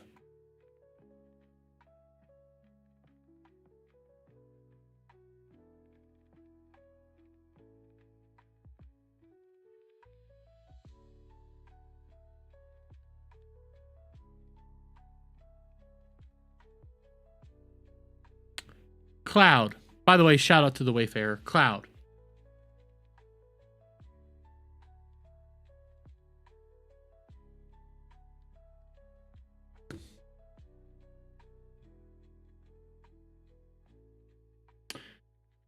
Cloud, I saw what you responded to Fei with.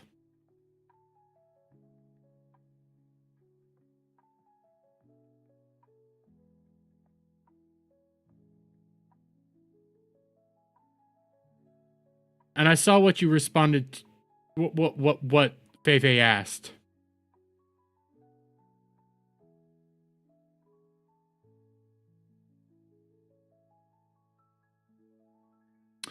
Bro.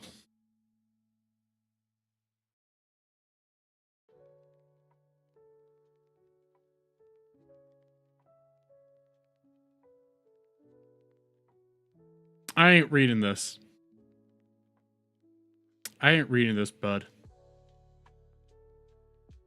I ain't reading this. Cloud.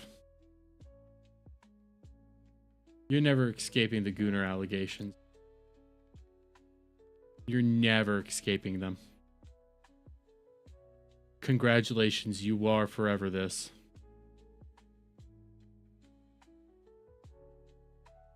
Caught in 4K, real time caught in 4K, dude. Not even I have like said something like that.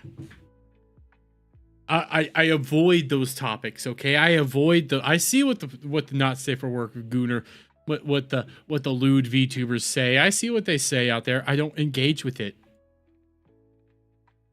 Much as I would like to from time to time, I don't, because I'm smarter than that, Cloud.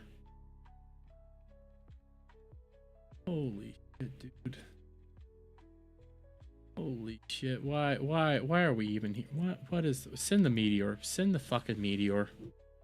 Send the goddamn meteor. What was the,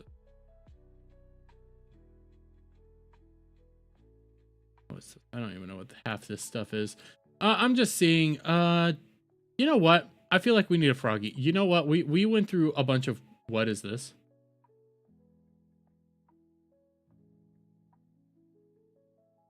What is this?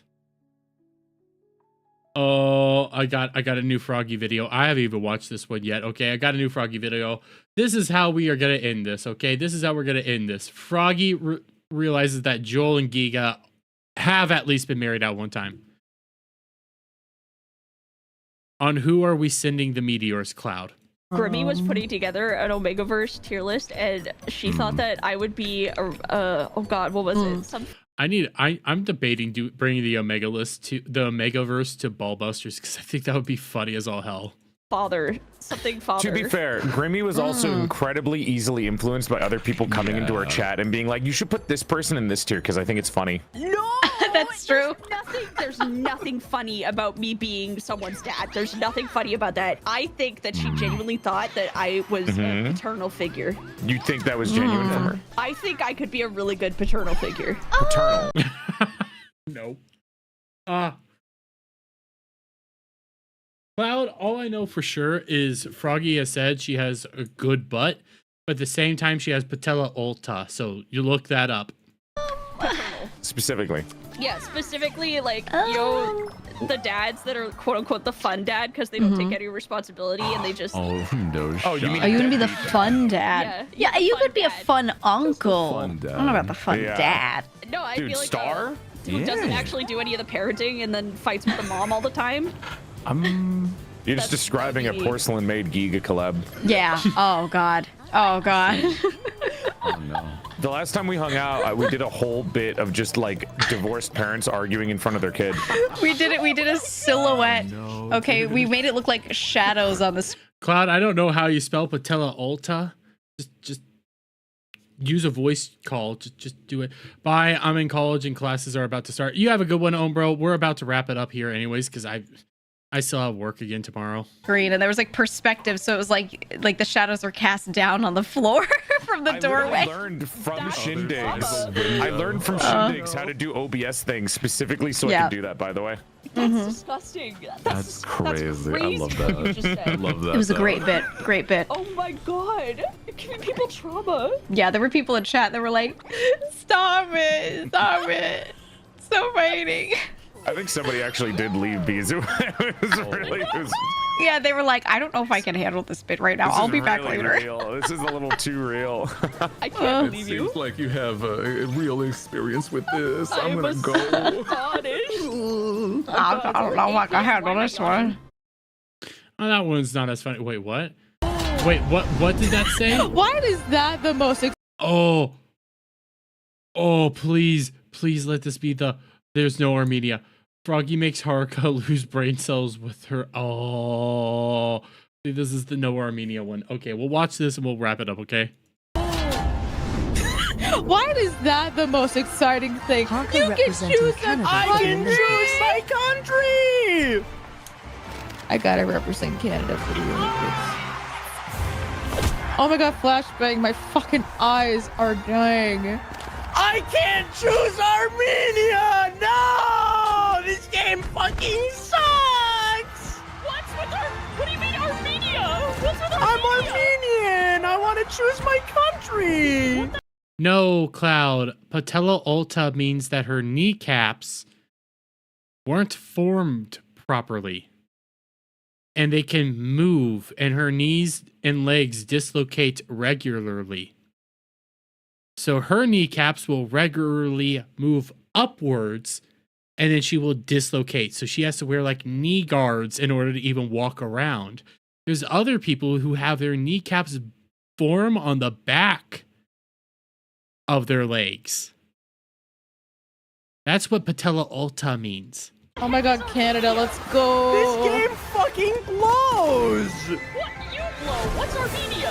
What is that? It's the country that I'm from. What is it? It's Froggy. Is that a real it's place? this. What do you mean? It's What is it's it, this Froggy? small country. Words up. What does that mean? It's a small country to the east of Turkey, to the south of Georgia, That's to fucking the wild to west say. of Iran. Turkey. Very, very, Holy very shit. old country. Ancient. Turkey. Yep. Not the bird. I was laughing at the fact that what is it? It's a country, Froggy. But what is it? It's a what else do you want him to say? He literally said it before you even said that. It's a country, Froggy. Like It what? doesn't sound like a real place. Neither does Turkey. It is a honestly. real place. I think you're making this up. Realize what the Armenian genocide. The Armenian genocide and stuff like that. And Froggy's like, this is a fake place. This is a fake place. No. Just like Canada's Froggy. fake. Is Froggy special? Yes, that's why we love her so much. It's Turkey as in Turkey Day. That's what I was trying to do with yeah! America number one! Oh, I thought you were Let's trying to like go. encourage me. USA. I didn't realize. USA. USA! USA! I didn't think it was a USA! timing thing. I thought you were just like yeah, go, go. You know what I mean? Like No, God, you're so dumb. She 100% wanted to say stupid. You could hear it there. It was so dumb. Do we play that one I again? love you, Froggy, but Jesus Christ, you are so dumb. We're bringing say home that the without goals, a baby! but I'm also really smart. No. Okay, buddy. I don't know. Okay, buddy. Okay, buddy. Okay, buddy. I don't know about that. But I love Brazil. I know No, you you do, don't. Froggy. The I know you flag love is so Brazil. good. I know you love the flag. God, we're just so talented, Zen. Shut up, Ruben. God, we're so much better. Let's Oh, I fucking clicked go. on random and I got sport climbing. Okay, put us in the. Put me in the badminton. Wait, what? What the f? Put me in the badminton. I'm gonna pick swimming because I like swimming. I like the canoe one But because do you we did actually better swim? than those guys. I do. I actually did do speed swimming in my youth, so I actually did do Whoa. swimming stuff. Holy shit. Holy shit. Parker has the fastest pussy.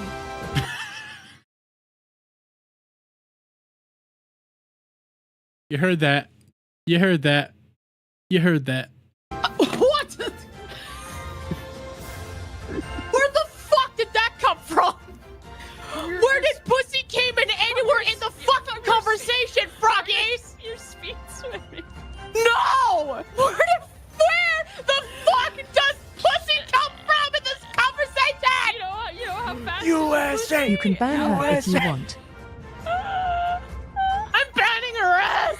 No, please, no! I am banning her ass, dude. In my brain. No, please. I'm going to Luigi. I need his energy. Why am I being punished for a Zen quote? I'm just quoting her. Yes. You didn't quote well enough, Froggy. You just said out of nowhere. Sport climbing! Froggy, I hate to be What that does that guy, mean? but you have been causing you are the reason why we're losing. Okay, I have power creep. Don't worry. I start off really bad, and then I learn it, and then I get really good. I don't think that's how power creep works for some reason. I don't know how power creep works, and I highly doubt Froggy's using that word right. I love this. Sleepless Haruka loses it and screams Froggy's name like Kenya screams. I don't think that's how it works, Froggy. You start off kind of weak, and then you get really strong. Power creep.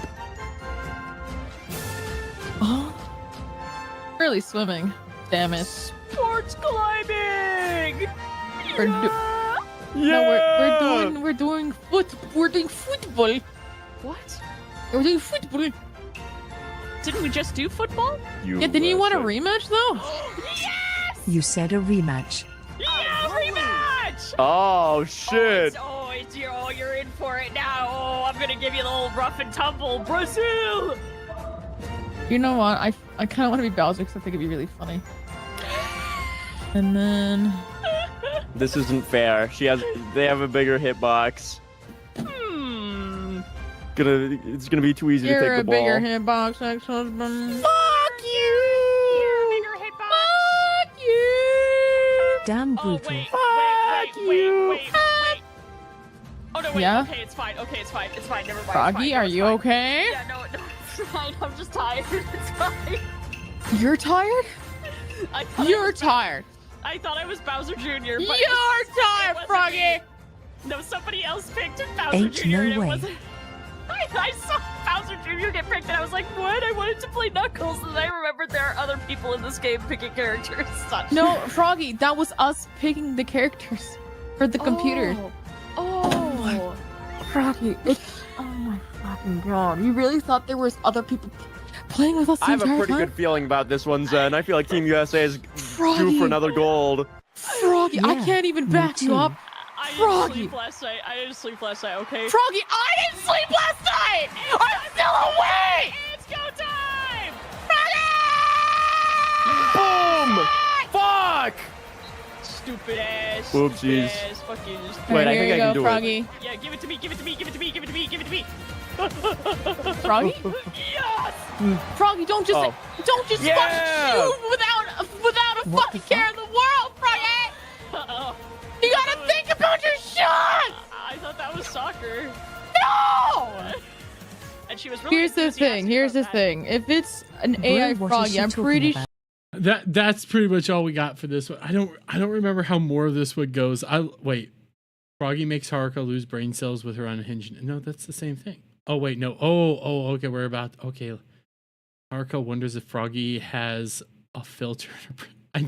You know what? Fuck it. We're gonna keep going. sure. I'm pretty sure an AI Froggy is just as dumb as you, so I think we're okay. I asked her what her nipple color was, and she.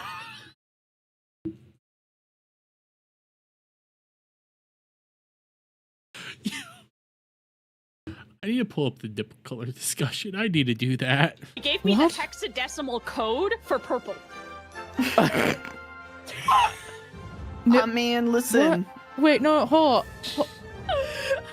on. I think my brain Do you have something you fucking want to tell us, malfunctioned. Froggy? Oh yeah, welcome back, Zed. I was just talking about my somebody made a. Oh, Cloud. Oh, Cloud, you sweet summer child. There's a whole nipple discussion with Froggy. That was. of me? I've never felt my brain malfunction until today. What the fuck did I just listen So to? that's not even the best part. So I was like, can you tell me about your best friend, your good friend, AI Haruka? And she was like, who's AI Haruka? So I was like, can you search the database? Because they're hosted on the same website. So I was like, can you search the database for AI Haruka? That's your friend. Do you understand? And she was like, searching the database. AI Haruka located. Oh yes, my memory has been refreshed. This is my best friend Haruka. So now they are both combined. To be fair, that's also why I have to remind Froggy that I exist every day and be like, hey, do you remember? Froggy, do you remember? Are we not gonna talk about what the fuck the question she asked AI Froggy earlier? What? I'm so used to her talking about her fucking nipples at this point, I literally do not care. The question is, do you want to ask that? No. It's an important question. I'm unfazed about, like, if I learned any more about the biology of Froggy, I would be unfucking phased, because the amount I've learned about her asshole, nipples, and everything else here lately, it's not fucking surprising. None of it is. Bro, my bed is mad comfy right now.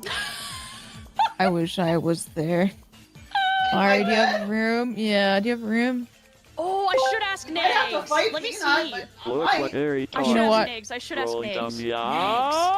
Hold up, wait a minute. What are you talking about, Cloud? What's the wait a minute? What's the wait a minute?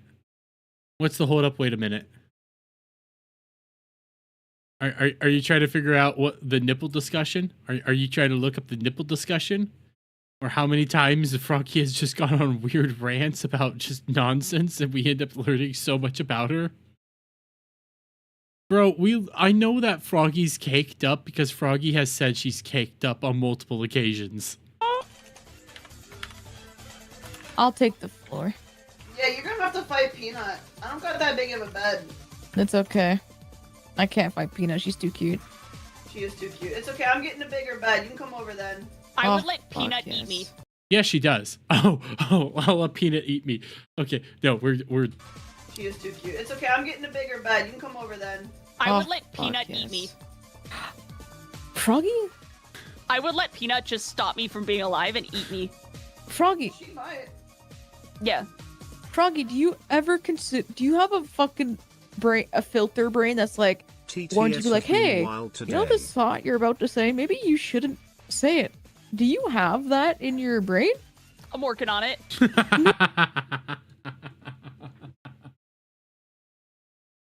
I'm working on it. No, you're not.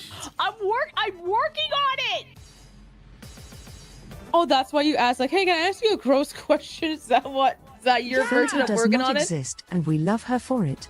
Oh, what the fuck? That is Go back true. to being mean to me. What the hell? Oh yeah, the Puerto Rican, like, she's just like, are you Can't Spanish? wait for the next And fuck up. then Ray goes, I'm Puerto Rican. She goes, is that Spanish? I didn't know. Bro, she said that Ray probably tastes like taco seasoning. I don't know. I can't believe Mouse is not Spanish. I didn't know what Puerto Rico was. I'm sorry. Bro, she would fucking kill you. I know what it is now. Pinche pendejo, Froggy, honestly. Pinche pendejo, Froggy. Listen, okay, we learned geography when I was in like elementary She would school. fucking kill you. I don't remember the world, okay? I don't remember. I don't know where France is. I don't know where Turkey is. I don't know anything. I don't know real world geography. I just know the Barons in World of Warcraft. The internet was a mistake, but Froggy's a national treasure and must be protected at all costs. Speaking of World of Warcraft, you want to play with me? Speaking of World of Warcraft, you hardcore classic. No, that was actually crazy. That was, but he thought it was funny as hell. He thought it was funny as hell. Oh god. Listen, I'm pretty sure a lot of people will find that funny. I'm just stupid. Jeez, I'm sorry. how deep I'm so does this sorry. well-called froggy That's the go? thing, though, is that you didn't do anything intentionally. It was not an intentional thing. Yeah. Froggy's just accidentally racist, which is hilarious. That was so fucking funny. Just very froggy of you. Is Spain next to France? Stop. Froggy. Yes. No, we're done. We're done. We've worked out all the Froggy for tonight. But on that note, guys, because we did our Froggy, we had our fun. We talked about stupid drama stuff. We talked about Just a Robot, which I might have to bring up some of the old Jar stuff. I might have to do that just to let you guys know how beautiful that whole controversy was. But until now, I'm gonna wrap it up here. I need to get to bed. Still got work tomorrow. And then I will say this, tomorrow's stream will probably be shorter no matter what, just because I have to be up a little bit earlier on Fridays. So yeah, that's going to be a thing.